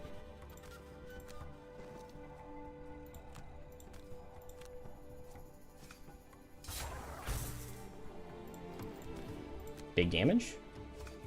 Not quite. Pretty good damage, though.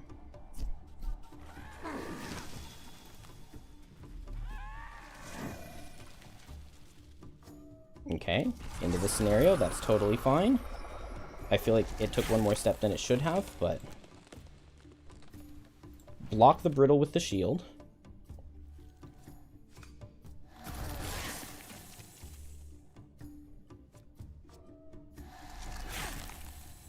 Now we go fast here. Just move forward, Amulet off the brittle, and Vile Assault the imp. The elite imp. And here, I just move forward and Blinding Vortex all of them.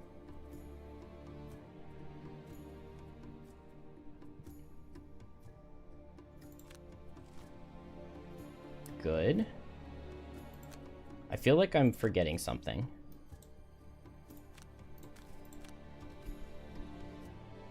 Muscle Potion. Come on, Snowflake.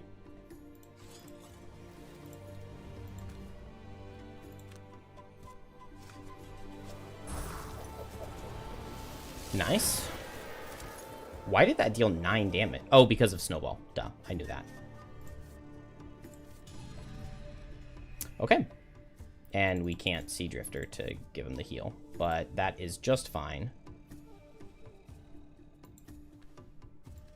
Snow Imps are attacking, so we move here and we shield.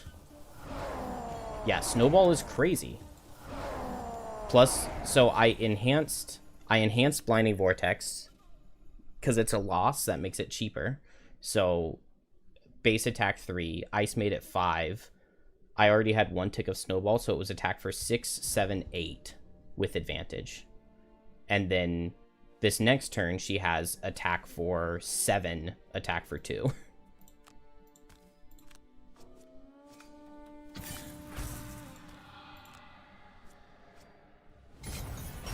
That's annoying, but I guess we just have to make do.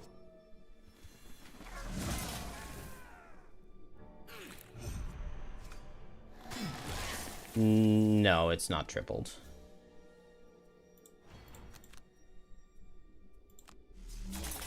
Oh, I still had to retaliate.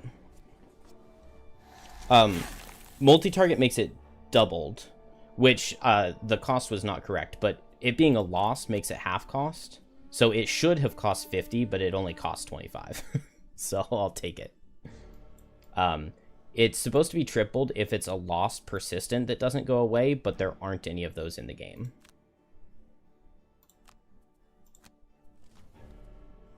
Okay, the brittle again is kind of annoying. And the Shrike Fiend's going to hit me on the brittle. So...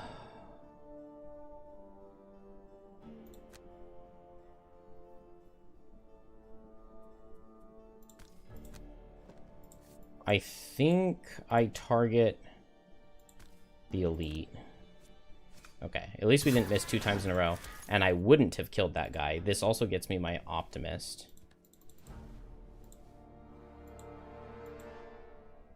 Oh, am I out of... I'm out of crushing weight now. Whoops. That's okay. I think Snowflake just comes over and helps. Because she is strengthened here. Attack 6, attack 2. Guaranteed to kill them both. And so we just start walking that direction.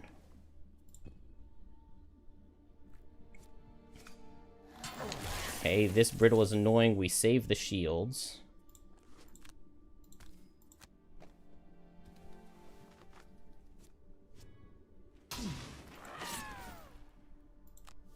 Shield is still not working correctly with brittle.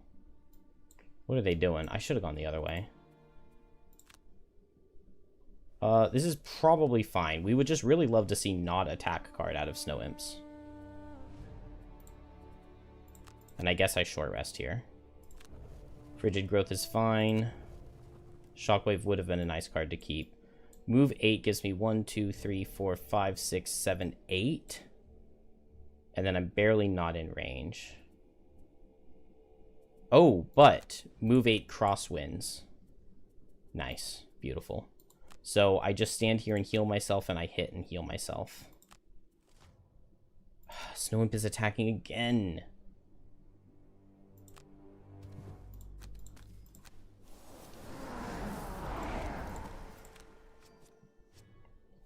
Good.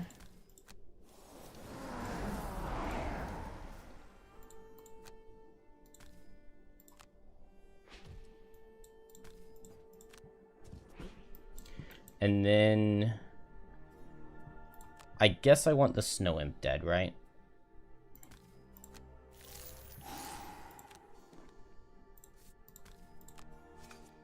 Good.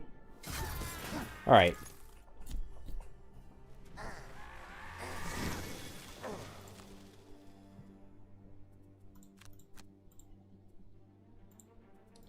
We're very low, but we've got enough.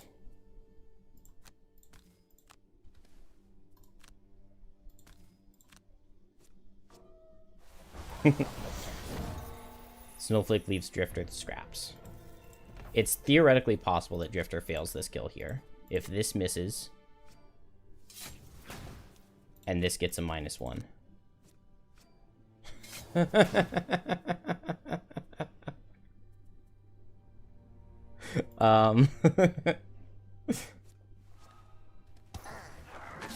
It's okay. We didn't die to damage. We still had 2 cards.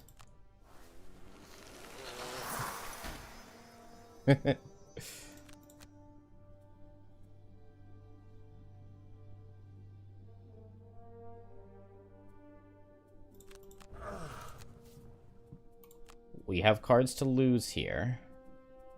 Oh, I lost Prudent Preparation. That sucks.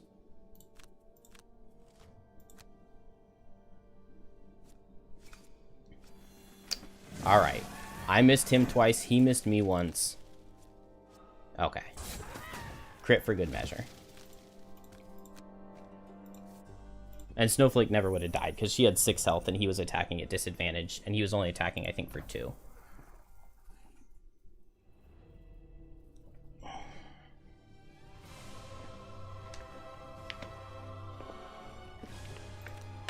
We hit 5. Dang it. And now Drifter has to retire because he picked up that Flame Fruit. Well, that complicates things a lot. damage done was very even. Drifter just got one more kill because he took on the 2 wind demons while Snowflake did the elite. Yeah, bridge is done. That's 15 levels with no scenario losses, just a Blinkblade and a Geminate loss. It's going well. We give this to Snowflake since Frosthaven at night. Oh in my the winter gosh, stop. verges on peaceful. A blanket of snow provides a quiet reminder to bend Stop along getting indoors. attacked. Sound barely carries from house to house. I don't know. I don't know which. Guards abandon. Cool. We lose 2 materials. Oh. Why did it like auto select some for me? Alchemist. You can't use potions if it gets wrecked, so I'm using soldiers there when I can.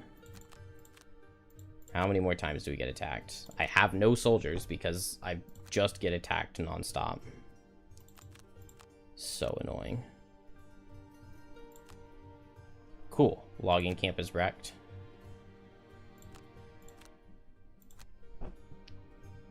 Getting attacked is so dumb. And like I only get attacked. Like it just keeps happening over and over and over again. I can disenchant these potions before I go. We do not have any rock root. We do not have that much axe nut. Now my defense is -5. Not that it even matters. Rebuild this. I feel like Bone Shaper should be ready to retire too, right? One name away, or 1 building built away on Bone Shaper.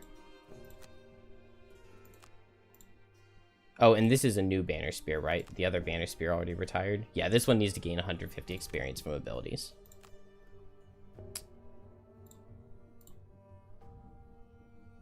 Well, Drifter, I'm sorry. I was going to get you the perk where you get a tick back when you long rest. Yeah, poor Blinkblade. Wait, did it not give me his resources?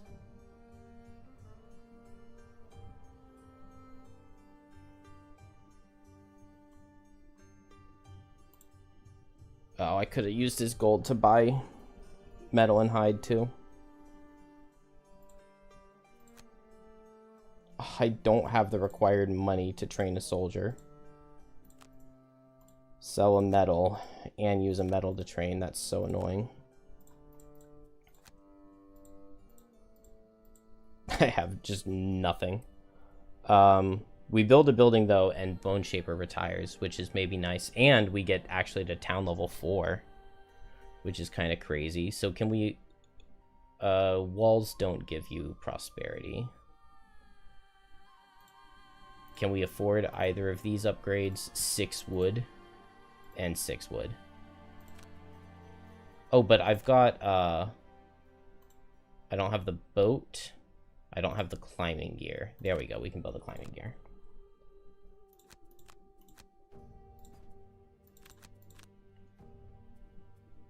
And we're just completely out of everything because the town just keeps getting attacked.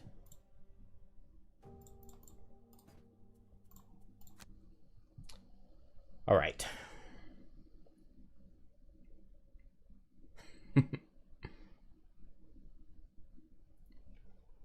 Yeah, I don't think he had very many resources. But, I mean, I wanted to get a level 9 Drifter. But I guess that's not going to happen. Also, like, with having looted all of the herbs, I would think that... Oh, I could have built the garden. Man, we need so much stuff to be able to build that. Maybe I just go farm. I could go to the Algox Offensive, the scenario where they're just fighting each other, and let them kill each other in the first room on 4-player, and then I just go and pick up all the gold in the first room and leave and go back to town. That sounds fun for me.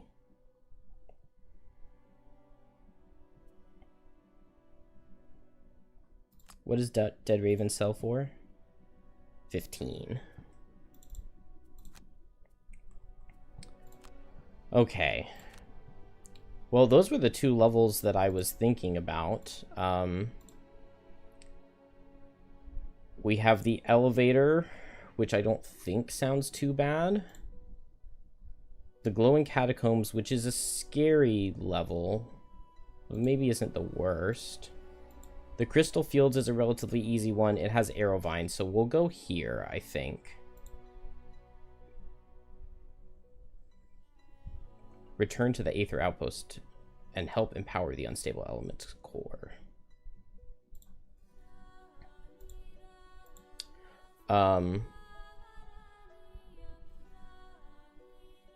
Realm of Endless Frost is really scary. And Raven's Roost is the level that we lost on the last good run that we had. So, 2 that I think are relatively okay. 1 that I'm apprehensive of, but maybe won't be that bad. This is the level I'm the most scared of, and then I've lost both of these a lot. So 3 really tough ones. Let's go to the Crystal Fields. This level has burrowing blades, frozen corpses. Is that it? Is it just burrowing blades and frozen corpses? I think this is my first time seeing Go Farm at Algok's Offensive. I mean, if you insist.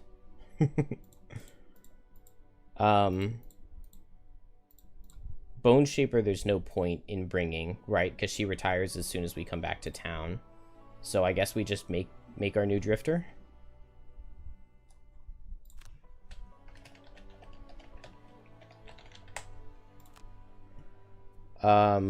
We need the Aether Outpost. We also need the Loot 8 Wood quest. Okay, let's grab this. No, Drifter retired. Drifter retired. He did not die. You do not need to fear for him.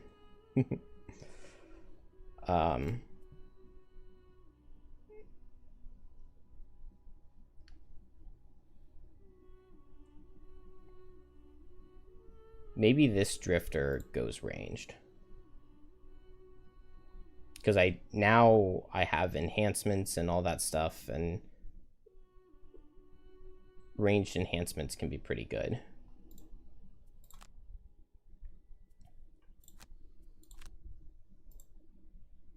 Only starts with 2 perks, though. That's so sad.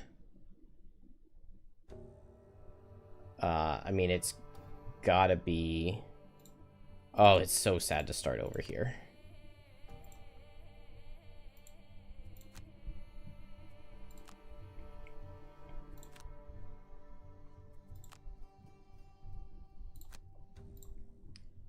Let's see.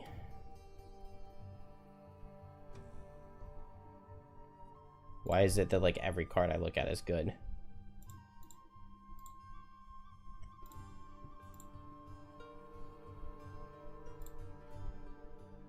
We get 1 more.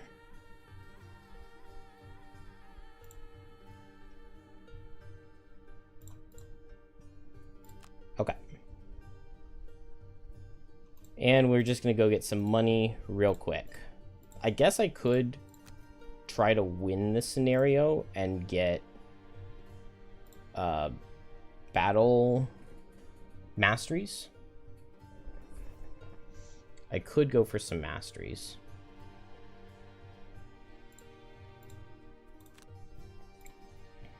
Does Deathwalker have... No. Deathwalker doesn't have either. Banners are both basically impossible.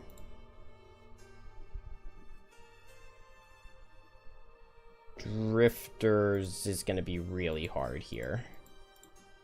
Alright, let's just go get some money.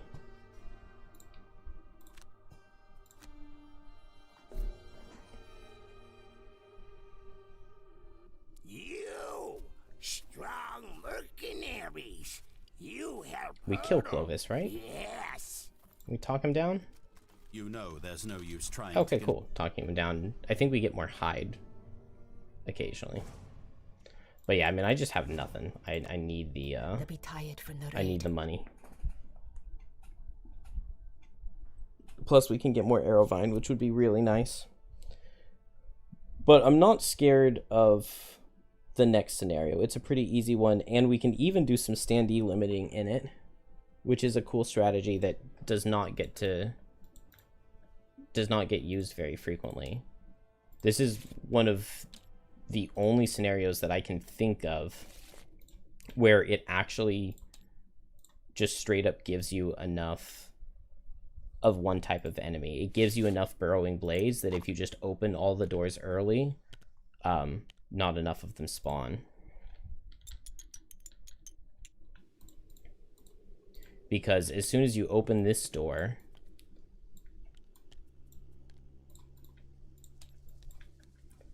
it spawns 2 burrowing blades behind you that are normal or elite. So it spawns 2 burrowing blades here. There are 2 burrowing blades in here. And probably even more in...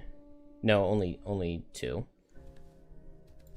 And then the final room has 1, 2, 3, 4, 5 burrowing blades in 4-player. 6 burrowing blades in 4-player. And 6 is the standee limit for them. So if you just open this door early, you'll only get 2 burrowing blades in the final room instead of 6. Which is kind of funny.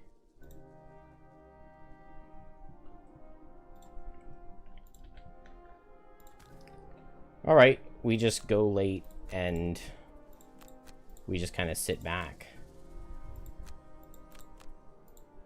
And just don't really do all that much, I think. Snowflake's going to be so good here.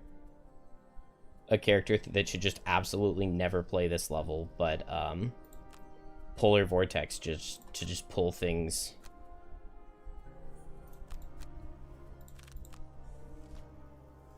Pull things into each other so that we never have to even worry about anything hitting us.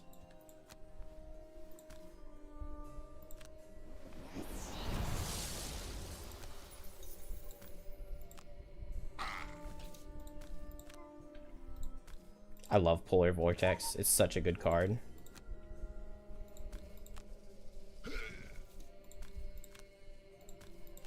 Alright, you guys fight each other.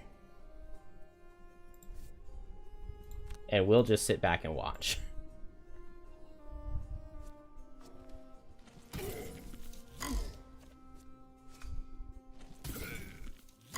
Because normally you kind of have to, like, deal with the priests over here at least a little bit. Like, even in 2-player, one of them is guaranteed to focus on one of your characters if the guard doesn't move closer to them.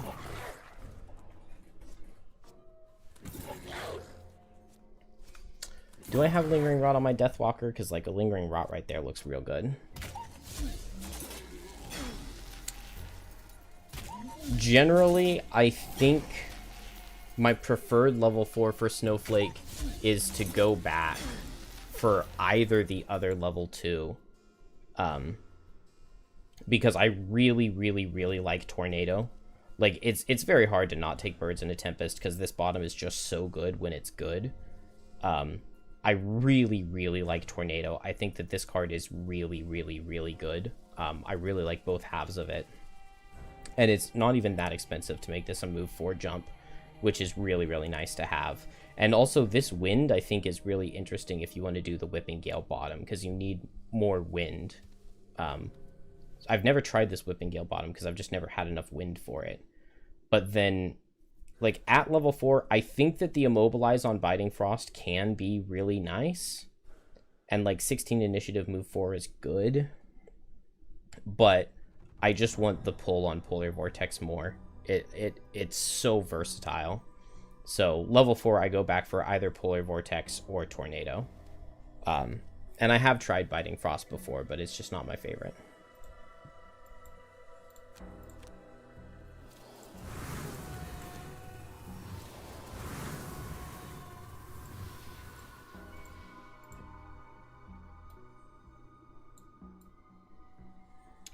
We really don't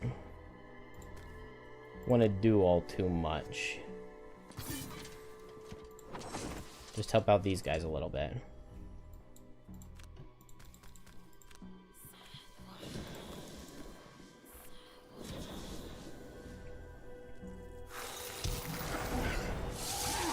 Okay, I was wondering why those guys hadn't done anything yet.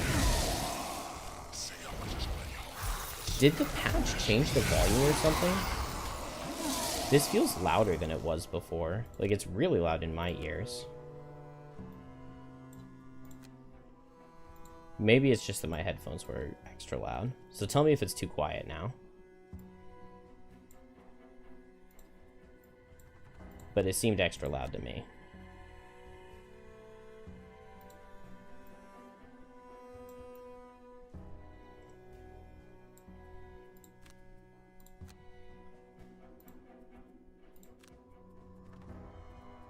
It really shouldn't matter what I play on any of my characters, I don't think.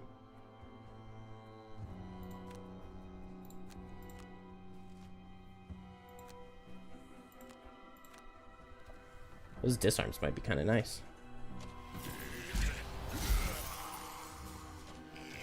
It is pretty loud, okay.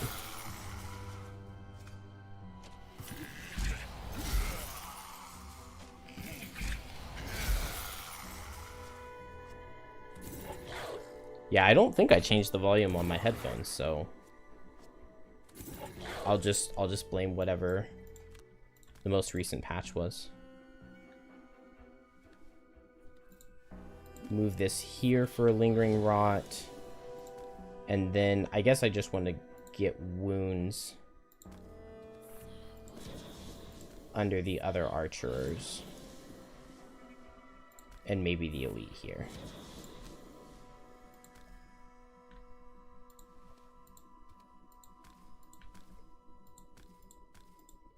I don't know why it has to like snap back to Deathwalker every time you click on something.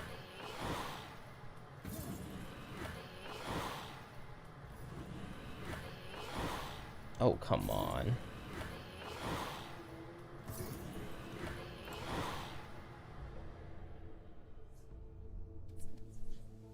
There's no way the priests and hounds win, is there?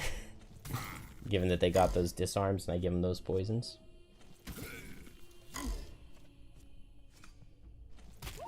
Nah.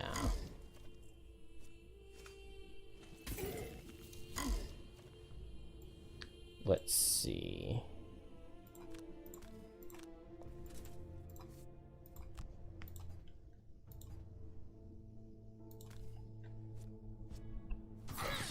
A tip of the spear.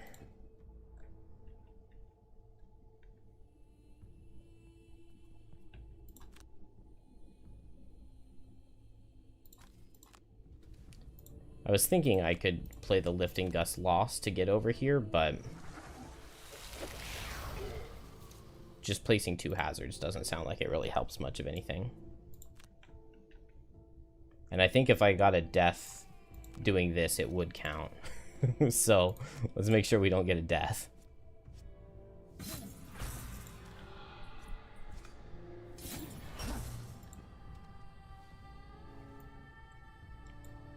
Birds in a Tempest to get Drifter out easily.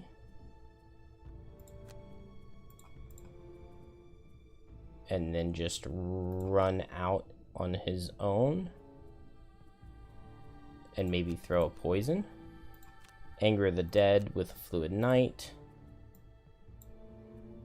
And maybe we can find somewhere to meet Grinder. I highly doubt it.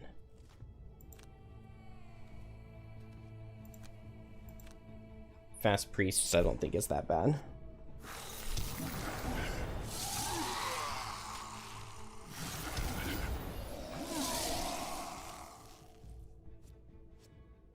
Nice.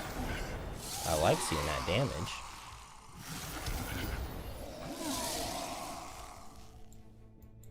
It's kind of crazy just how powerful pushing a little bit is with Snowflake.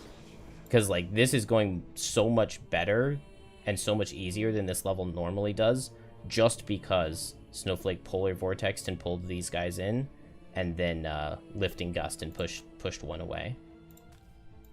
Like, it's crazy to me how much of a difference it makes.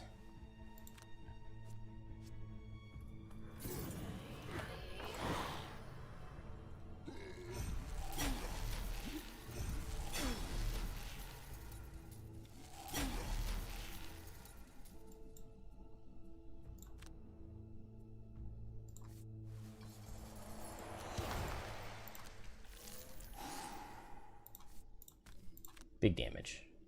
Nice. And then I think this is now a move 8 jump.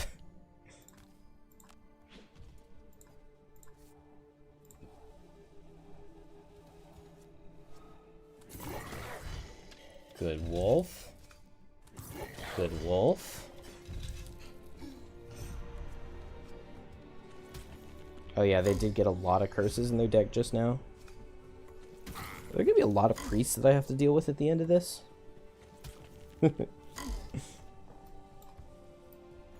Let's see.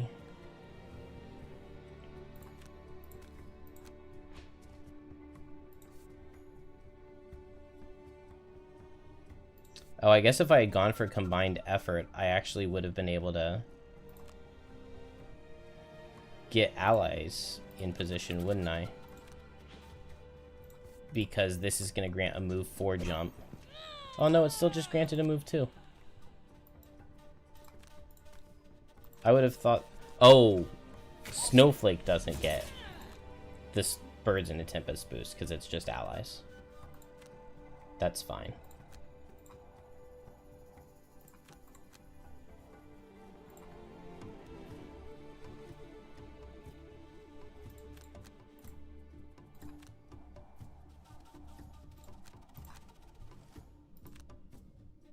Oh. Come on, Banner. You got him. Hey, look at that.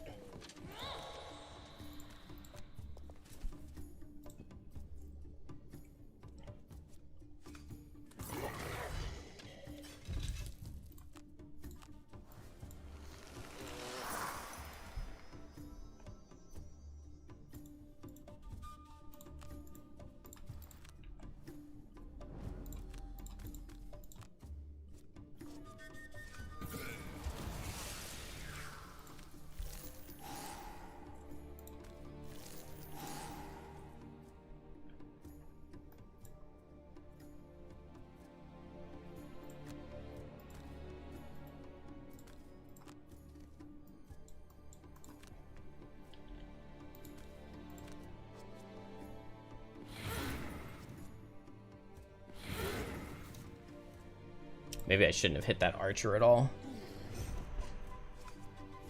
Especially with these curses. I'm gonna have to kill a lot of priests.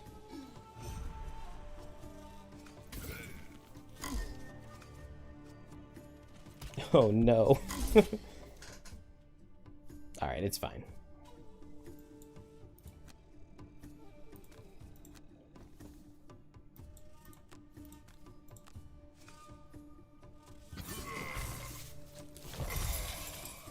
Oh wow, my crushing weight is like gone already.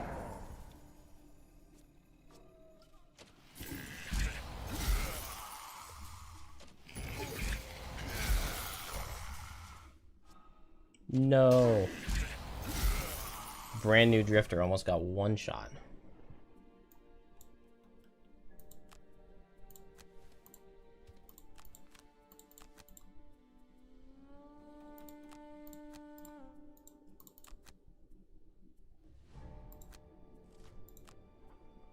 Oh, that's so annoying.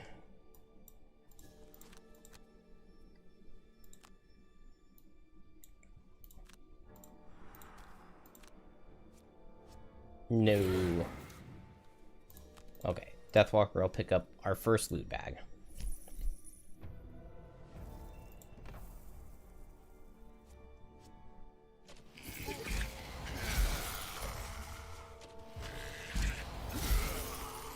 Oh, it was immobilized. I thought it was disarm. Well, essentially it still is for Drifter, who keeps taking these +2s, or crits.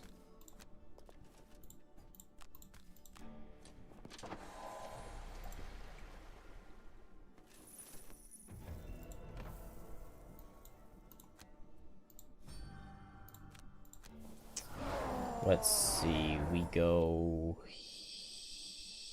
here.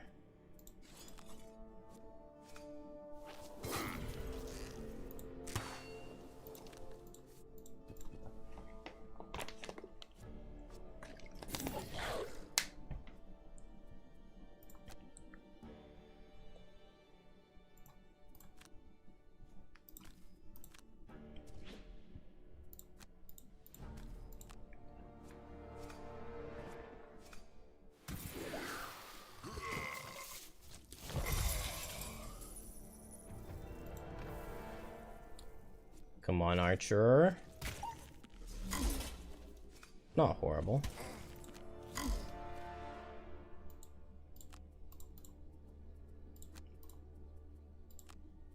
Way more enemies left than I expected to have to deal with, though.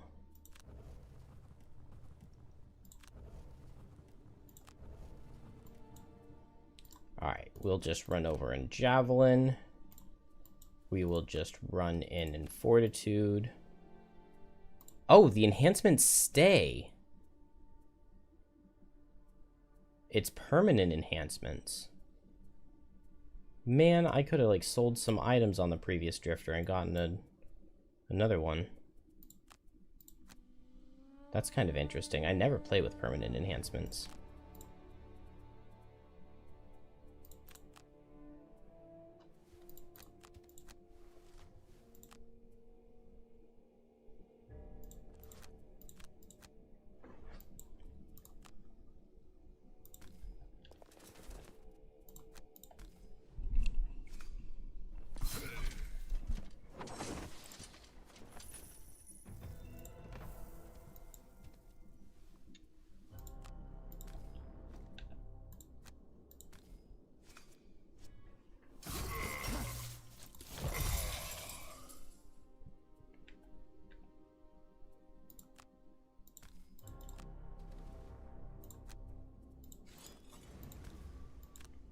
Oh, I shouldn't have stunned.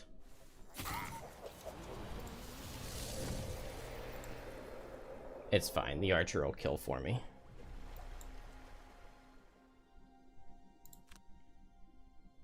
Well, unless I just kill the Archer.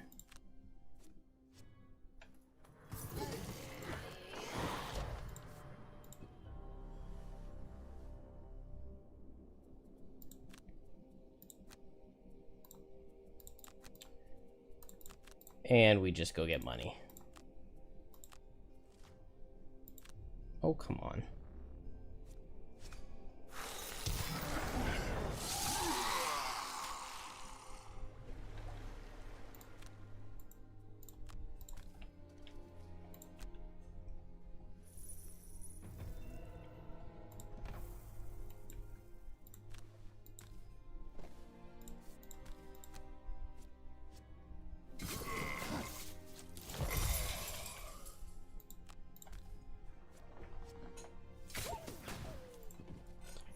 Alright. Tranquil Shoes. I feel like there were other random items I would have preferred, but it's alright. Oh man, if the enhancements stay, then maybe I should have tried to get enough gold on Bone Shaper to enhance his skeleton.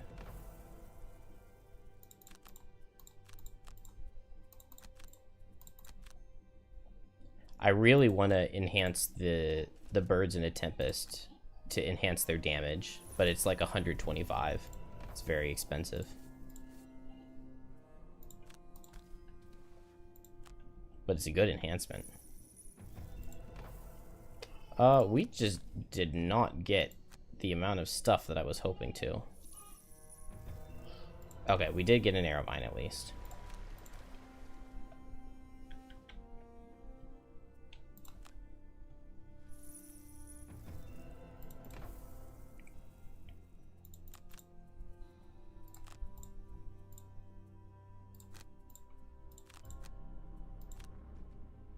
Do I have a move 3?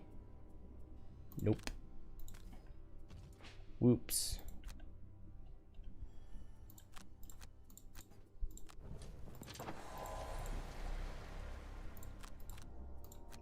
Alright. I'm not going to finish the level because I don't want to get the experience. That would feel like too much farming. But just like a couple piles of gold, I don't mind.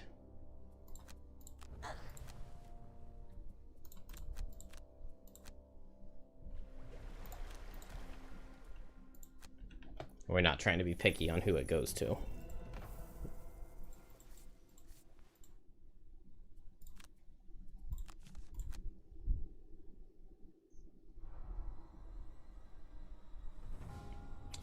What all did we get?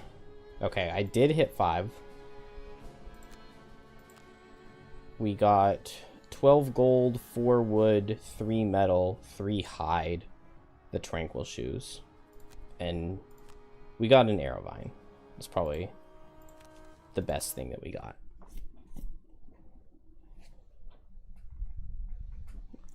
We're probably just going to get attacked again.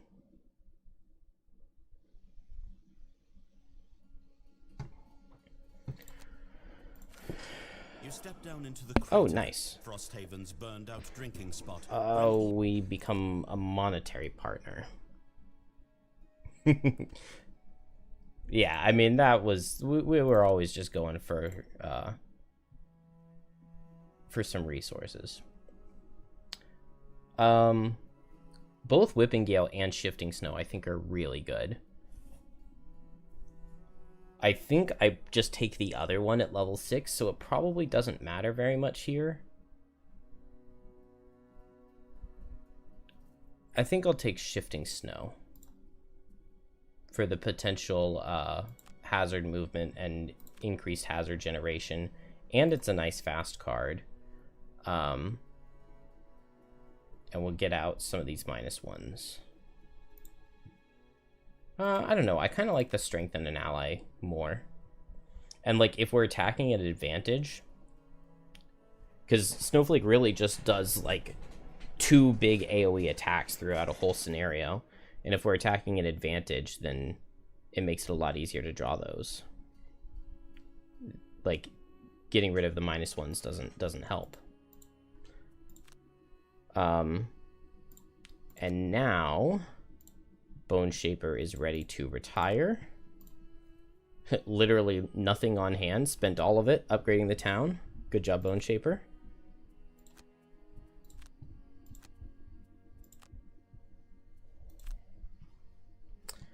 And does that give us Carpenter?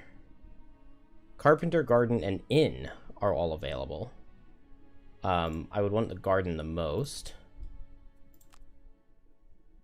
And now we do actually have some of the required stuff, which is nice. Let's just go buy one of everything. We didn't get attacked, which is lovely. 4 weeks left of winter.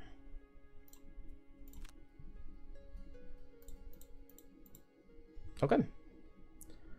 We built our building. Nobody has gold. We did the level up. So I guess we just go play this level? I mean, I don't know what else we would do. I can sell the Tranquil Shoes. Doesn't really sound like a drifter item to me. It's worth 20 gold, which is something. Did I take the negative item effects perk?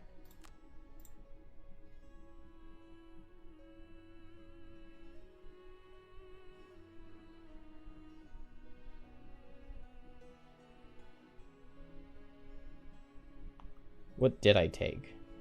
I took out a -2 and 1 -1. Whoops.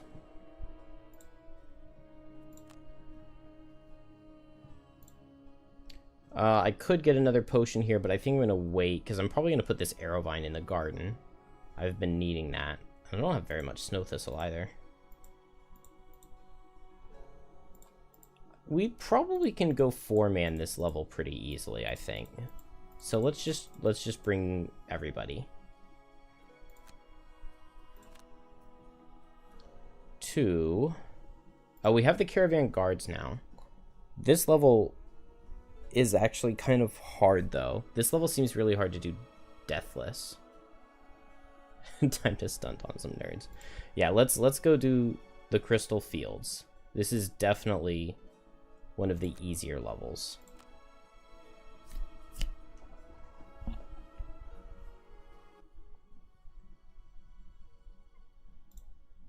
A polar bear lies. Oh, I guess we had the... Okay. When you pick the left one, you have to lose a potion. But I guess it depends on who your party is. Alright. Battle goals here could be really, really nice. Let's go for Prepper. We will not do attacks. We'll just place hazards and pull with Polar Vortex and stuff. We didn't grab Shifting Snow. That's what it was. Birds in a Tempest, I think, is okay here. Let's see. A card to drop for Shifting Snow. I guess it's Frigid Growth. Even though I really like you, Frigid Growth. You've grown on me, even though I already liked Hazards, but... You have 4 characters. That's how you know a death is incoming.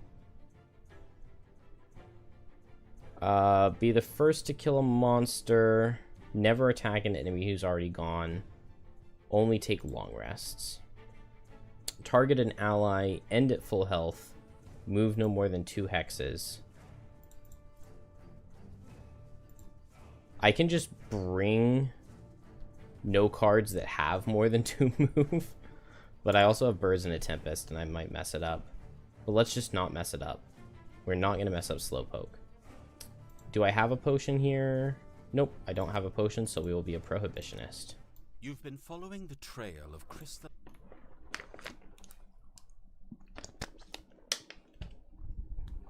So, this level has some traps in it already, which is very nice for Snowflake.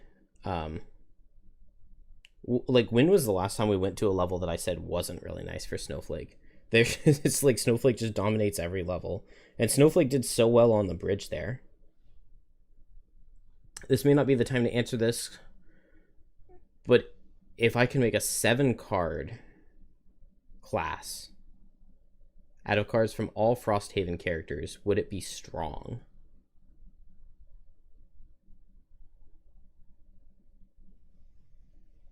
Well, I mean, one of those cards would have to be one with the mountain, right?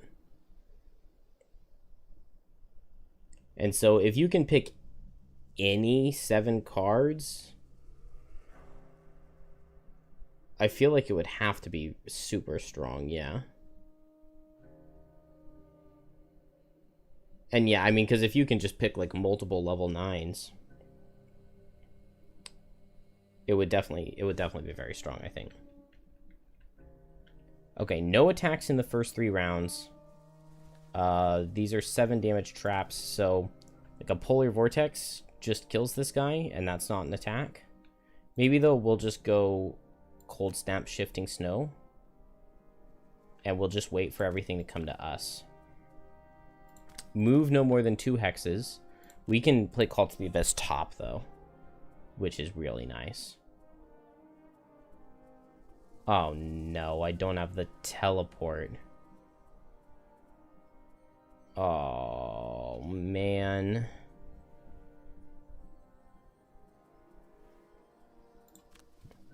Well, I wish I had checked, but with 4 players, I mean, it's like... Oh well. I can Javelin this guy. Step pull with set for the charge, and that kills him. Easy. And then Crushing Weight, Relentless. Alright, they're moving a lot, but that's not something we mind seeing. They're not moving a lot. They're barely moving is what I meant to say. Banner Spear takes the first kill.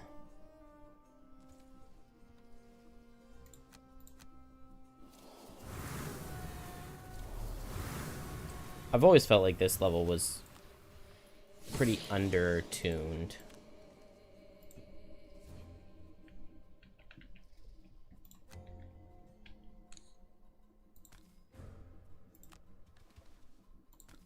Oh, this is definitely not the most exciting place for hazards, but we'll make it work.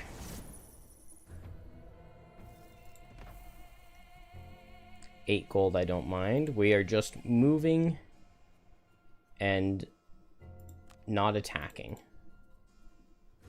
And then here I can just go fast and mark.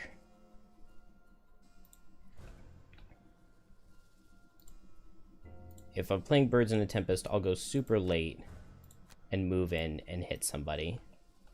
And then maybe I can get an unbreakable wall going on somebody. So we just mark this guy, and maybe I back up.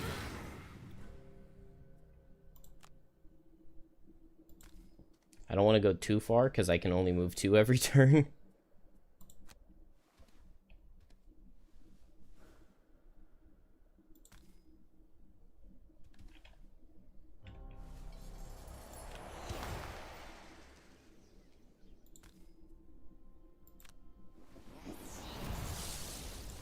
Pull this guy here, and this one here.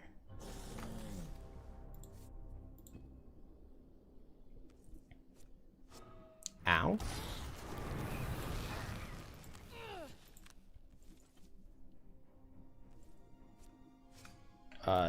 Dang, does Deathwalk have to lose a card there? Yeah. Well, that's annoying. We'll drop Eclipse so that we can't accidentally move 4. And then I'll just hit this guy.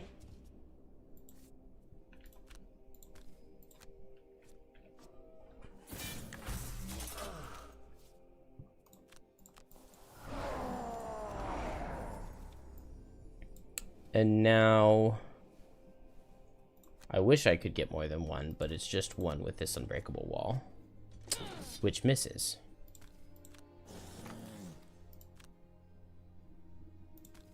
I can move here and move Snowflake here, and that's a Tip of the Spear for next turn. And just back Deathwalker up 1 so that she doesn't get attacked.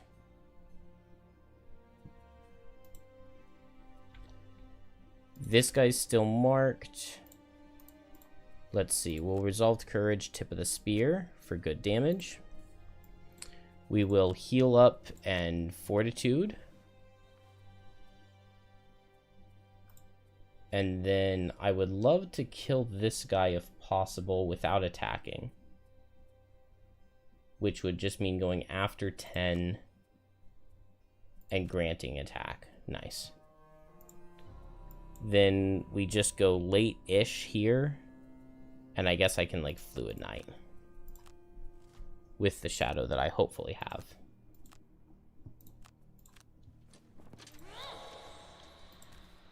And I think this is going to have to be the last level, because I'm feeling quite tired. I know that I'm not focusing.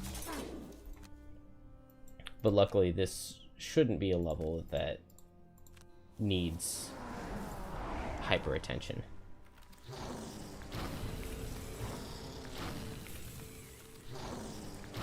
That Brittle Immobilize does look bad for Drifter though, doesn't it?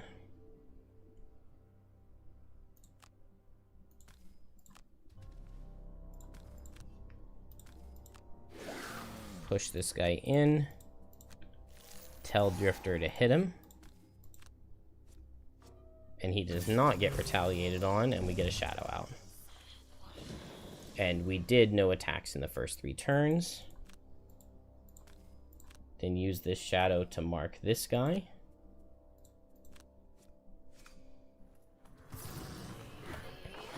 And I can just move 2.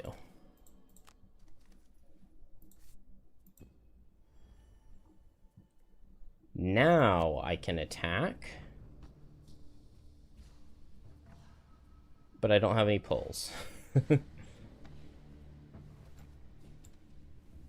But pushing this guy for 4 does get him into the trap, so we can go for that.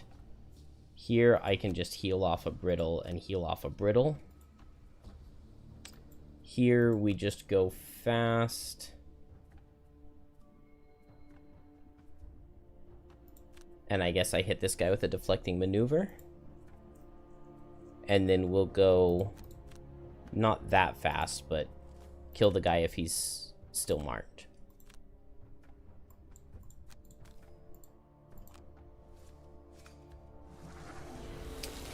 Nice Immobilize.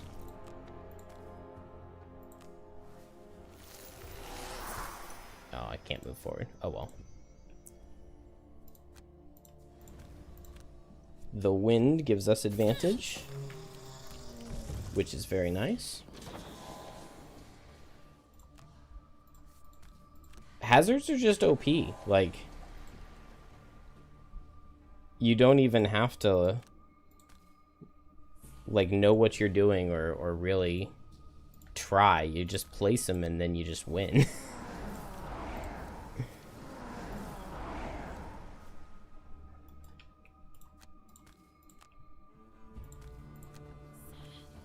Alright, Drifter has to get out of the way. Because Deathwalker literally can't even move forward right now. I'm so sad that I don't have a teleport. That was a pretty big fail.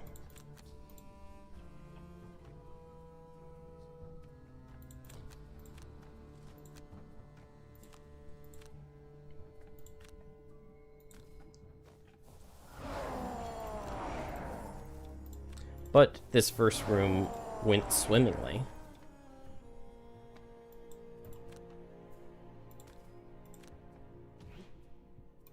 Who needs the heal the most? I guess Snowflake does? We did lose a card on Deathwalker for, like, absolutely no good reason.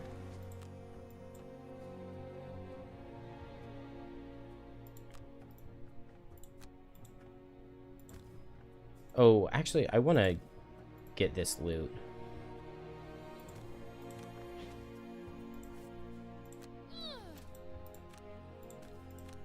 That is definitely the downside to having a Snowflake, is that her hazards hurt you. Oh, I'm undoing that because I just realized that that's walking through 2 hazards.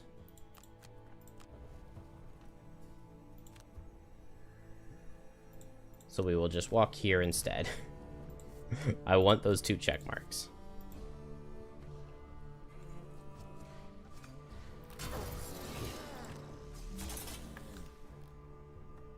Drifter should still have a turn, right? Yeah, it's a pretty good one too. And then everybody else takes a nap. Nice, this guy doesn't even... So I think I'll just bloodletting bottom. Oh. Alright, we bloodletting top. He's not attacking, so even if we miss the kill. Okay. Drifter's so squishy now. Let's see. Rallying Cry's good. We'll drop Deflecting Maneuver.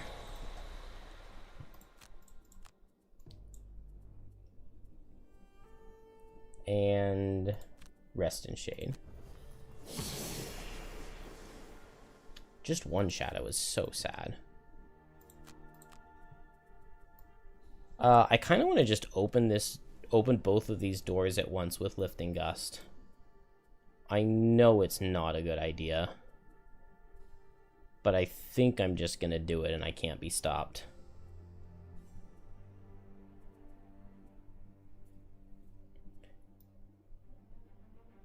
Well, I can have Drifter do it. And that way I can keep Snowflake over here to deal with the things that spawn in this room. Well, there is also an ally who we need to protect in the final room. So maybe I should make sure I don't get careless.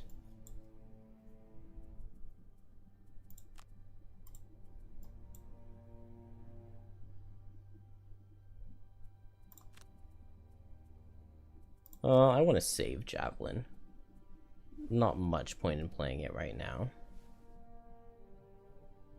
I could just meat grinder this guy. I could also combined effort him. That sounds better.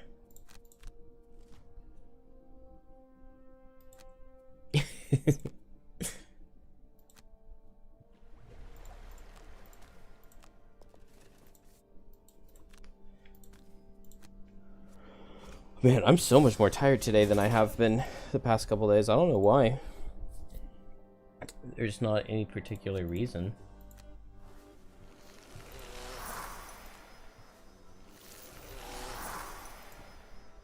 But I am really feeling it. Give me a +1, please. No. Who does he hit? He hits Banner.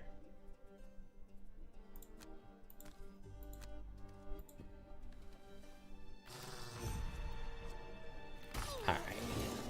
And now he dies to the wound. And we can throw off a heal towards an ally. I think I like sustained momentum, and I think I will just send Drifter. And he's got a lot of ticks. Drifter will have move 8 jump. 1, 2, 3, 4, 5, 6, 7, 8. And that'll work. So I think I just go late and I cold snap like right here. And I can heal Banner. Banner can also heal herself and just move over this way late. Deathwalker is just going to move 2 because that's all that she does. And we'll be fine. Drifter sets sustained momentum. And I guess needs to be moved by regroup.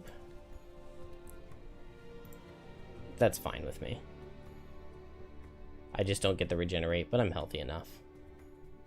Sustain momentum, and then do I want continuous health too?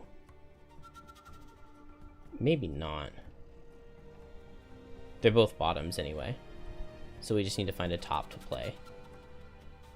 Shockwave actually wouldn't be bad. But I don't think I'm going to activate it. This guy goes first and gives me my next shadow. Make sure we just only move 2. And I think I keep the shadows back in this room.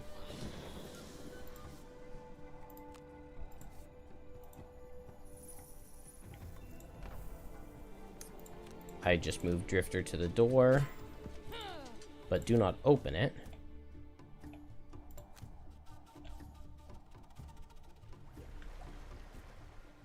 Sustain momentum.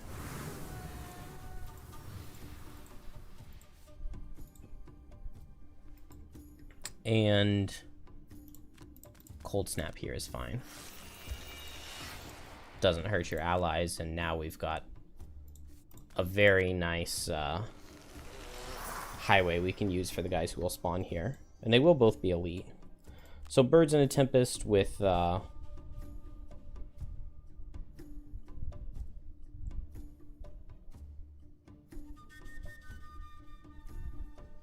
guess with just a nothing top for this turn. Here we'll go shortly after that and just hit and back away and mark.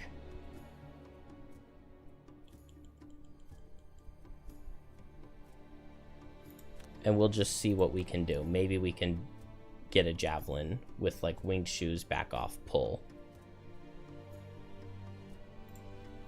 And that just means that here I'm going deadly shot around 20. Will work.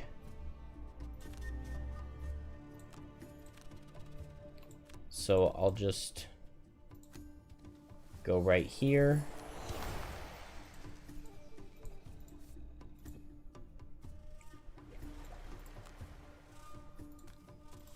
And this should be a move 8. Now there are several. Furthest enemy away is exactly the card that I wanted to see. So there are 1, 2, 3, 4 burrowing blades. They're way taller than I would have imagined.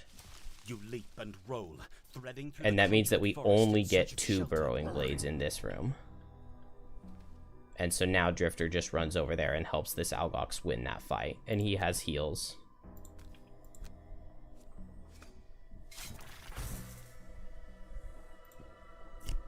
And we do have to protect the Algox, but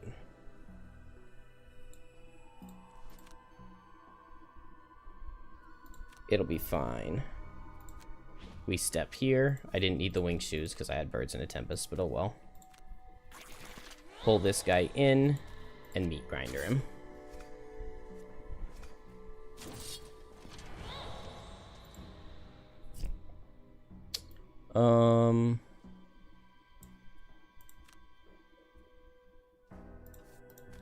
Poison this guy. and Fluid Knight him. Oh no, we can Fluid Knight this guy and get the poison. These things are unfortunately going to run really far away from me. But as long as they don't do that every turn, we'll be fine. And that guy's wounded, so he'll die before too long.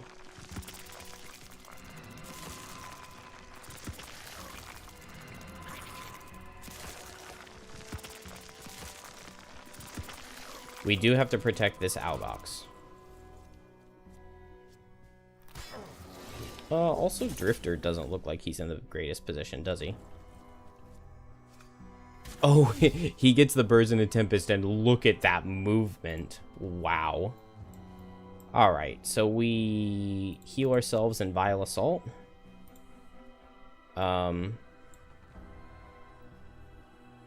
Let's see, if I move 4 and push 1, 2, 3, 4. Okay, I need Deathwalker to go fast and get out of the way.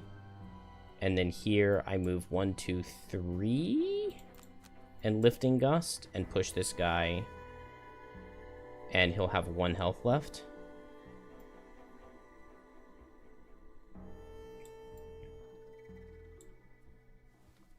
I might need to save Lifting Gust because I might need... I can just short rest and get it back next turn. And I can do this, and that'll kill that guy.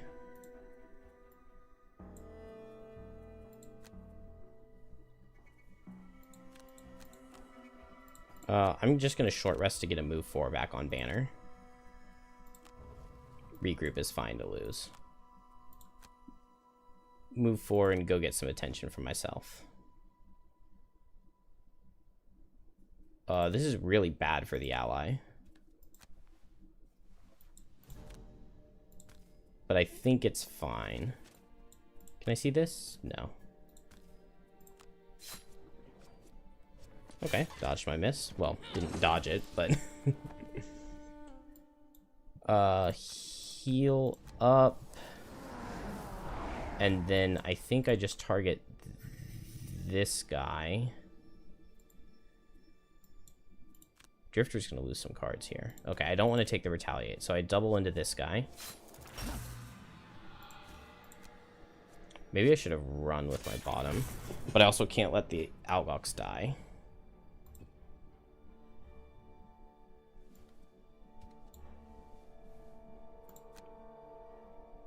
I guess I mark this guy.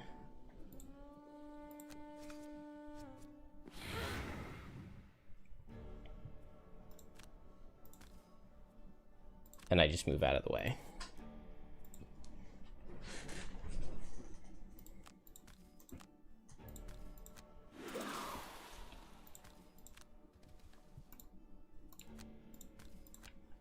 This thing is dead.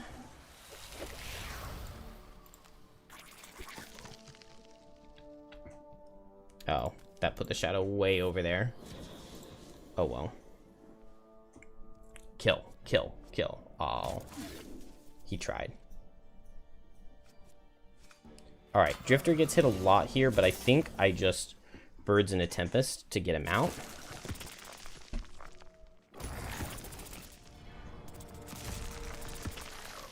Ooh.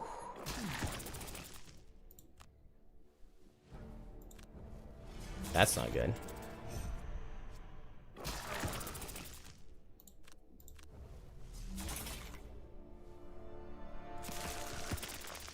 At least the ally doesn't get hit very much here.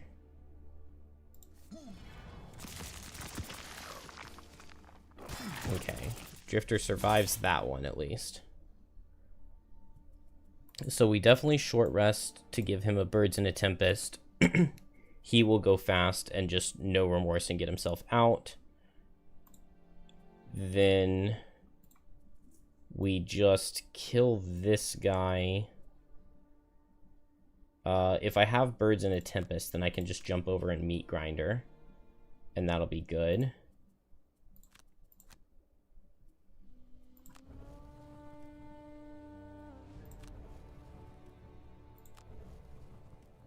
So Birds in a Tempest with...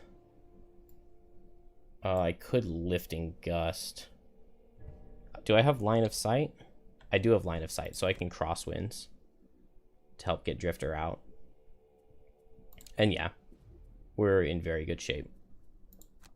No remorse with just a big move. Heal and big move. Or do I even want to...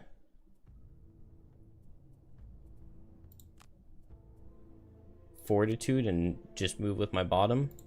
No, we'll play safe and play the heal. Although attacking with Fortitude would do a lot of damage. Can I move a Shadow for 5 and get it over there? Do I not even have Dark Fog? Alright, yeah, I have no idea what's up with these Deathwalker cards. Dang, the turn he retaliates, the 2 health guy is just doing suffer stuff.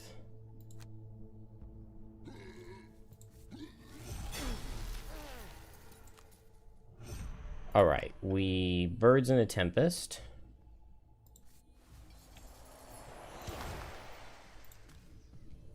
Grant Drifter.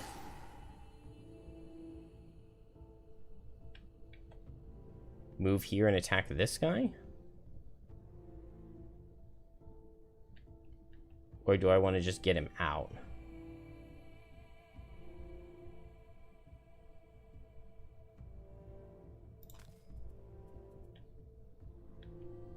The problem is that I don't want all of these guys to run towards the ally.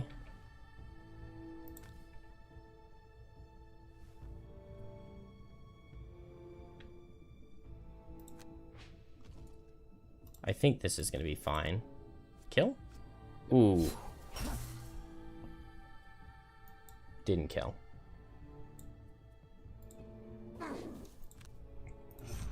Alright, Drifter has to heal himself. And then I just back up so I don't suffer the 2.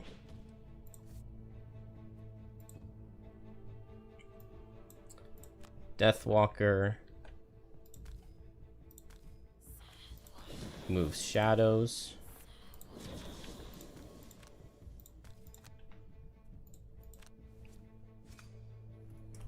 Marks.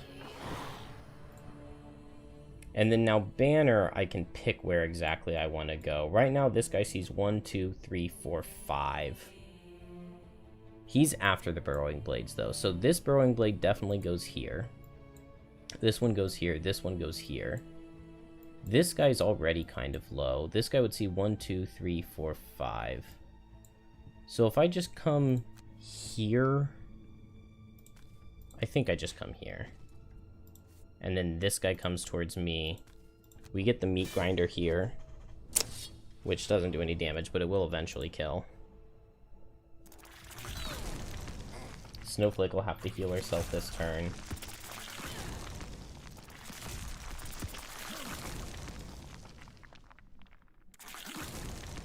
But Buddy actually does a lot of damage, and we can always just lose cards to make him not die, so we're in a very safe situation. White Winds heal myself, Lifting Gust this guy into the hazard. That won't give me the shadow here.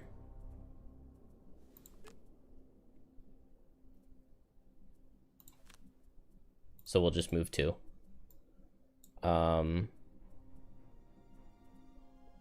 No allies. So maybe I just attack for 2 and run away. I just need a +1 for this guy to die to the wound then. And here I'll just heal the ally. I have Sustain Momentum, so I could just move here and kill if they're not... Okay, they're focusing furthest away, which means that they're running away from over here, which is nice. That's real nice. So here I just buff my damage, and now a 0 kills. Beautiful. I heal myself. And push this guy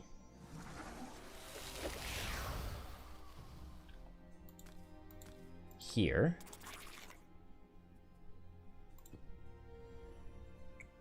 Drifter, I think moves here and targets this one, and then, oh, dang. Neither of us should be attacked as long as the targeting isn't messed up on this attack. Ooh, okay. Buddy gets a kill.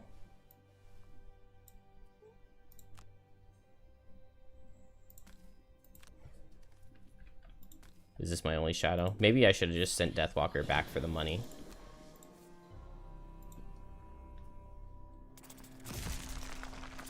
Good. That guy does nothing. And good. It doesn't mess up the attack. Alright, very nice. We are in amazing shape. So I kind of want to just Lifting Gust in there. Polar Vortex here is real nice. 1, 2, 3. 1, 2, 3. Nice. I can reach with that. This guy dies to the wound. Drifter will just short rest and heal the ally, I think. Deathwalker, I think we are just going to move back to go for loot. And then here I can short rest. Meat Grinder is a good card, but I mean, what does it matter at this point? I'll just heal up. And what do I javelin? Do I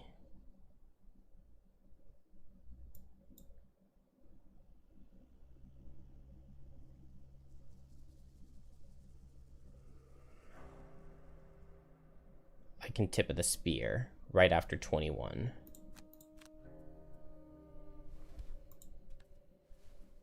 Do I have my boots here? Looks like I do. Awesome. Okay. Good cards for everybody. Deathwalker, after further consideration, you're just going to go back here. We did not need anything from you in this scenario. Heal up, buddy. Make it impossible that he dies.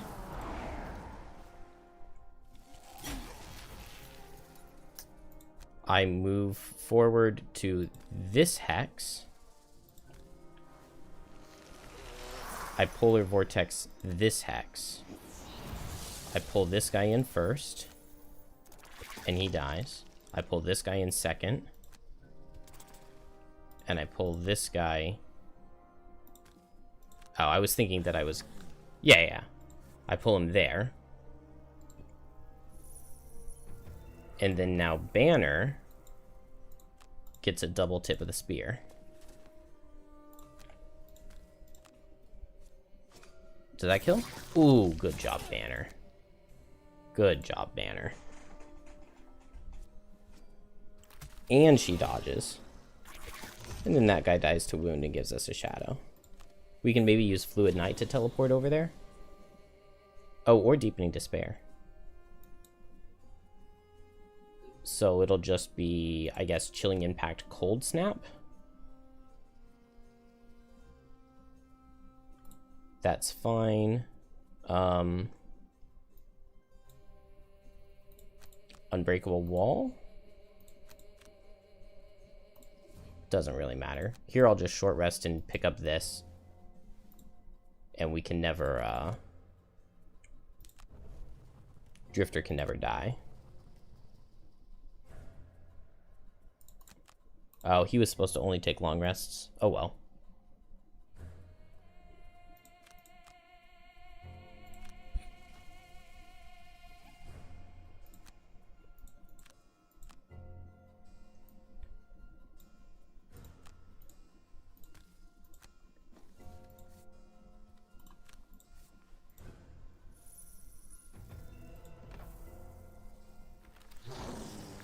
Oh, nice. He wasn't even attacking. Move 2.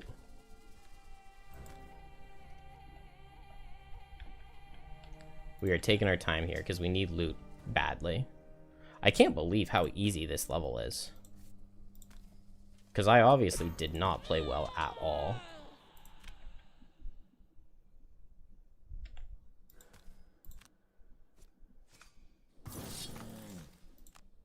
But I guess it's just kind of a freebie. Oh, Buddy could screw things up here, though.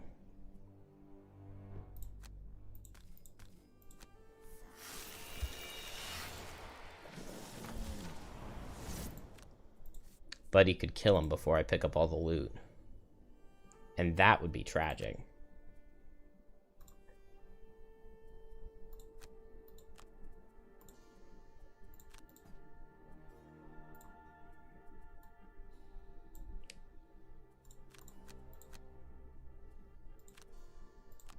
Oops.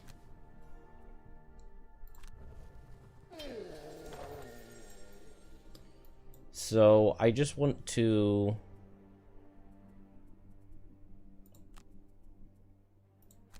I guess I just pull him out of the way and then I just walk and pick up the loot. And Banner will move forward in this direction and hopefully get there.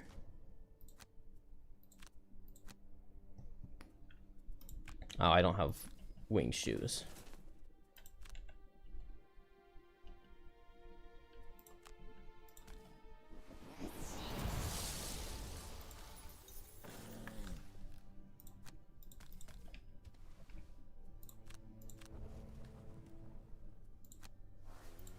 Oh, interesting. I still don't think the Rejuvenating Charm is that good of an item. But it is definitely an interesting item. Snow Thistle and Arrowvine. That is what we wanted the most.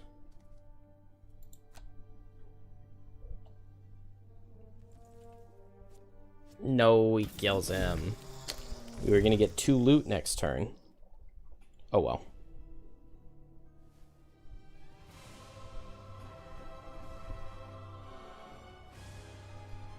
I should have gone for some masteries. This was definitely an easy enough level for it, but 4 character was just melting my brain.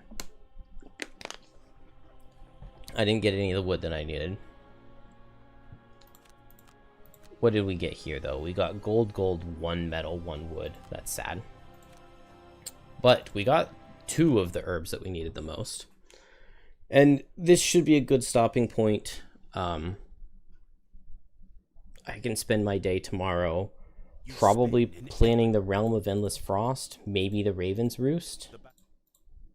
I did fail the Raven's Roost last time I played it, which is really sad. We got the shovel, and we got a lot of morale.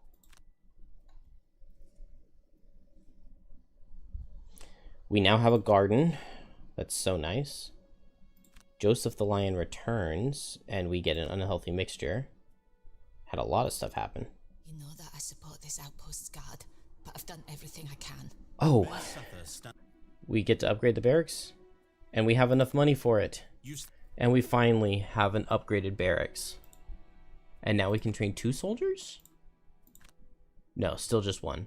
But we're at 4 out of 6, and they give plus 15 now. Oh, things are looking up. We got a perk here. So let's just -1 for +1. I really want to get up to 30 gold to get a wound dagger. Can be really, really good for Deathwalker. And now we have a ton of herbs. So let's put, I guess, an Arrowvine in.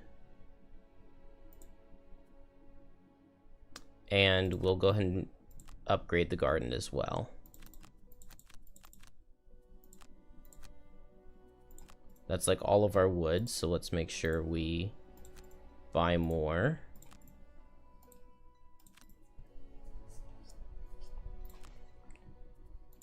And then we still need the boat, the carpenter, and the inn. Oh, carpenter would be nice, because we're so low on resources. What did Snowflake get here? Oh, yeah, she got 2 perks for not attacking in the first round. Let's take this other strengthen. Same logic applies.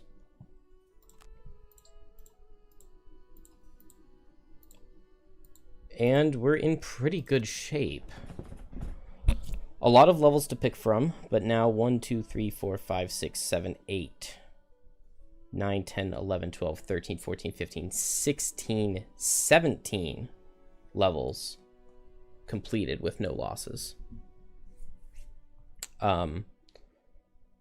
Elevator, I'm not terrified of. Then the library after that, I'm not terrified of because I have a Snowflake who's gotta definitely be the best character of all time for that level. Maybe Snowflake is the character that should be number 1 on my tier list because I already thought really highly of it, and Snowflake is just doing better the more I play it. Yeah, this is going pretty well. Glowing Catacombs can be scary, mostly just because there's a huge distance in it.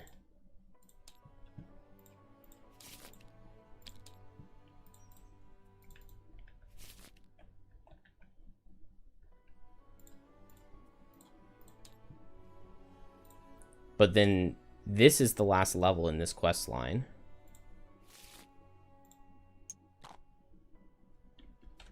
We just played... Oh, it's lagging so hard. We just played the Crystal Fields, which should be the last level in the Algox line. So this Algox line is done now. Glowing Catacombs finishes the levels that are available in the Depths of Delirium line. We beat those levels. These are locked off because we didn't get the Fist. We beat the Edge of the World. We beat the Bridge. So we need to play Realm of Endless Frost and Raven's Roost. These aren't in early access. We beat the Crystal Trench, the Ancient Spire, both upper and basement and top of the spire. So it's just the elevator and the library here. Elevator, library, Realm of Endless Frost, Raven's Roost, Glowing Catacombs, and then these 2 levels are the ones that I'm the most scared of. The Core Attunement and the Face of Torment. Maybe not the Face of Torment so much, but the Core Attunement. Snowflake is number 2 for you behind Coral, with the caveat that level Snowflake is good on, it's just still extremely broken for. I think Snowflake is just really, really extremely broken unless you're facing a lot of flying enemies. And if you're facing a lot of flying enemies, oh boy, can she struggle. It's like, but other than that, like just any grounded enemy, she's really, really good against. I mean, maybe once things start getting up to 40 health, she's not as good, but it still feels pretty good to me. I don't know. Those 25 health Elite Shrike Fiends didn't slow us down much. These 2 levels are beaten, so we just have the Caravan Guards at the end of this. This level can be really tough to keep everyone alive, though. Some bosses you don't like Snowflake on. Yeah, I guess she's not very good at the top of the spire, is she?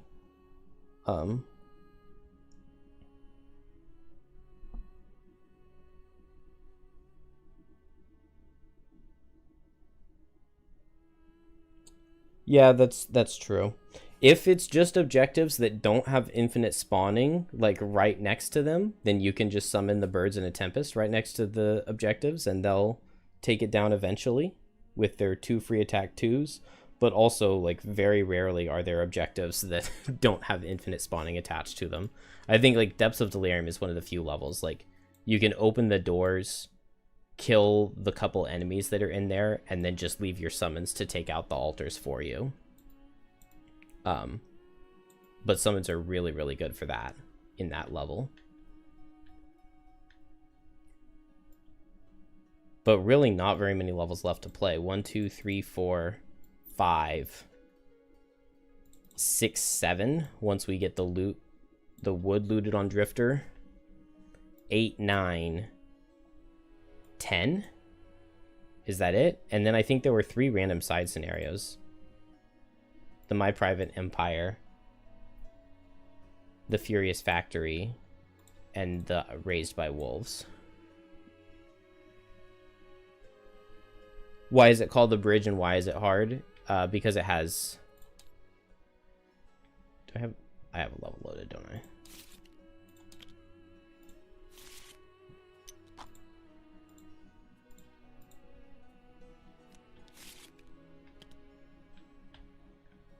So this level is the bridge.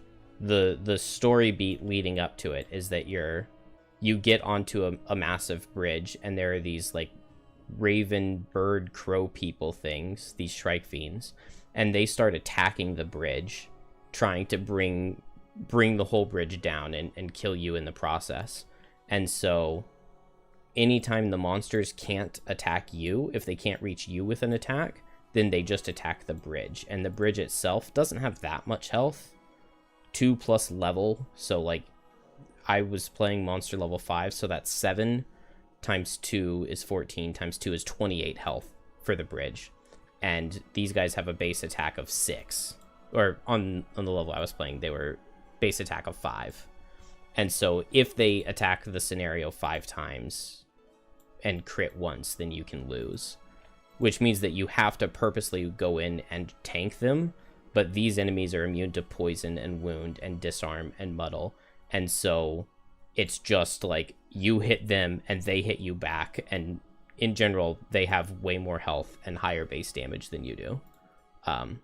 So this is a very, very famous level for being really, really difficult, especially depending on which characters you have. These Shrike Fiends also have a lot of multi-target stuff, so it's really, really, really bad for summoning classes. And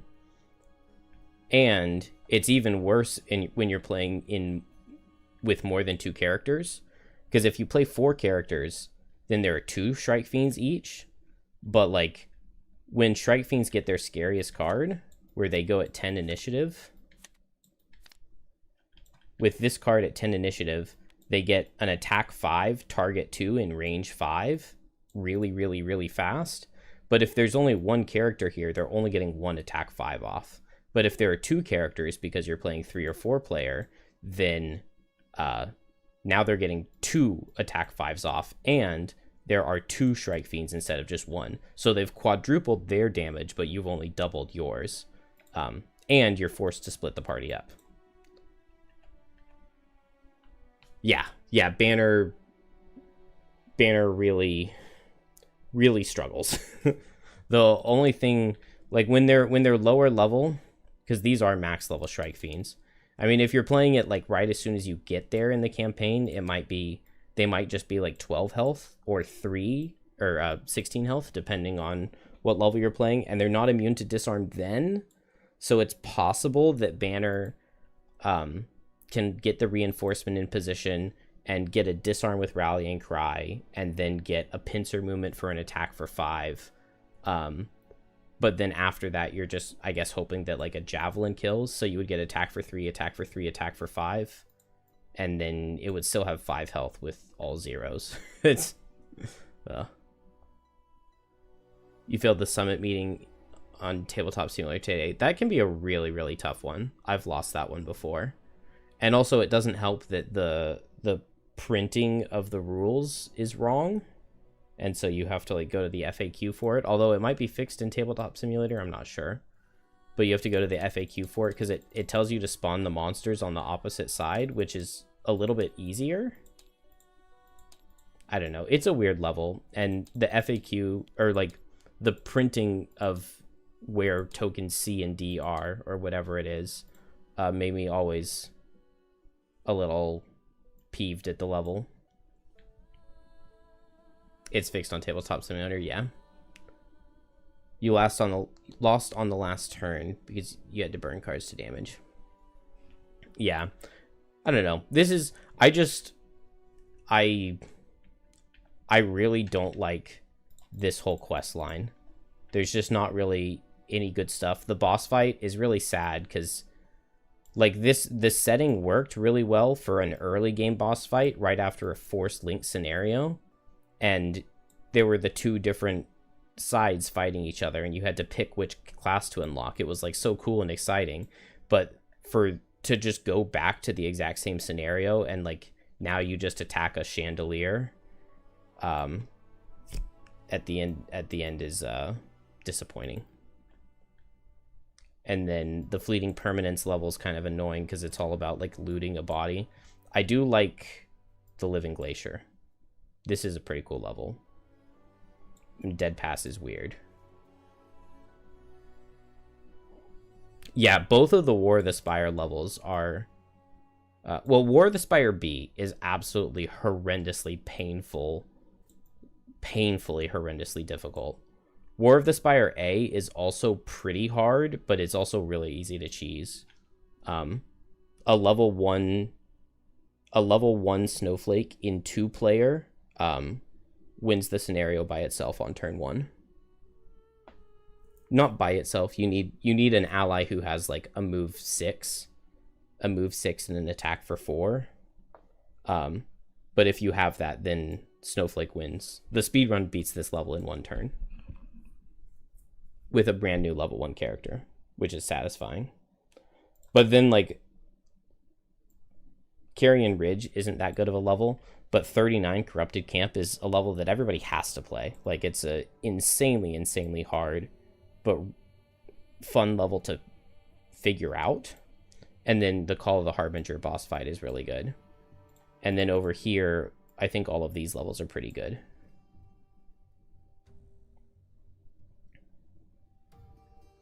Summit Meeting is definitely RNG reliant. It most certainly is. I feel like all 3 of these can be. Because in War of the Spire A, you have to deal with priests, and priests can just go at 8 and disarm you, and then you lose. War of the Spire B, you have to protect 1 health objectives, and if the Snow Speakers get their AoE attack, they just destroy all of your objectives in a single turn. So all 3 of these levels can be very difficult and are punishing.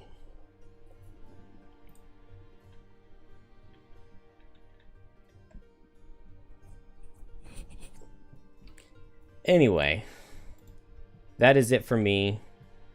Probably tomorrow we try to take on the Realm of Endless Frost and or the Raven's Roost. We have 5-2-2-2. So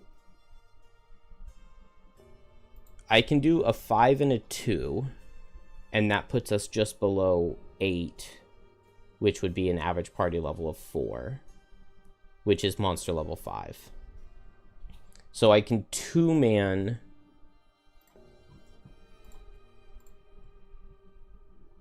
Realm of Endless Frost.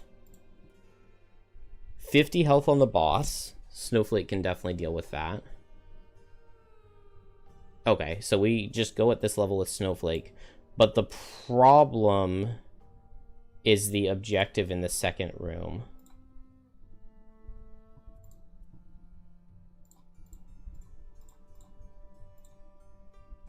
Which is going to have 14 health. Thank you, Sparky. Yeah, I am definitely going to sleep well because I start driving for work in about 7.5, 8 hours. Or I'll be getting up in 7.5 hours. But, I mean, I'm probably just going straight to sleep immediately after this, so I should get a nice 7.5 hours. Which sounds pretty good to me. I need to figure out how I'm going to take out this glowing orb. Because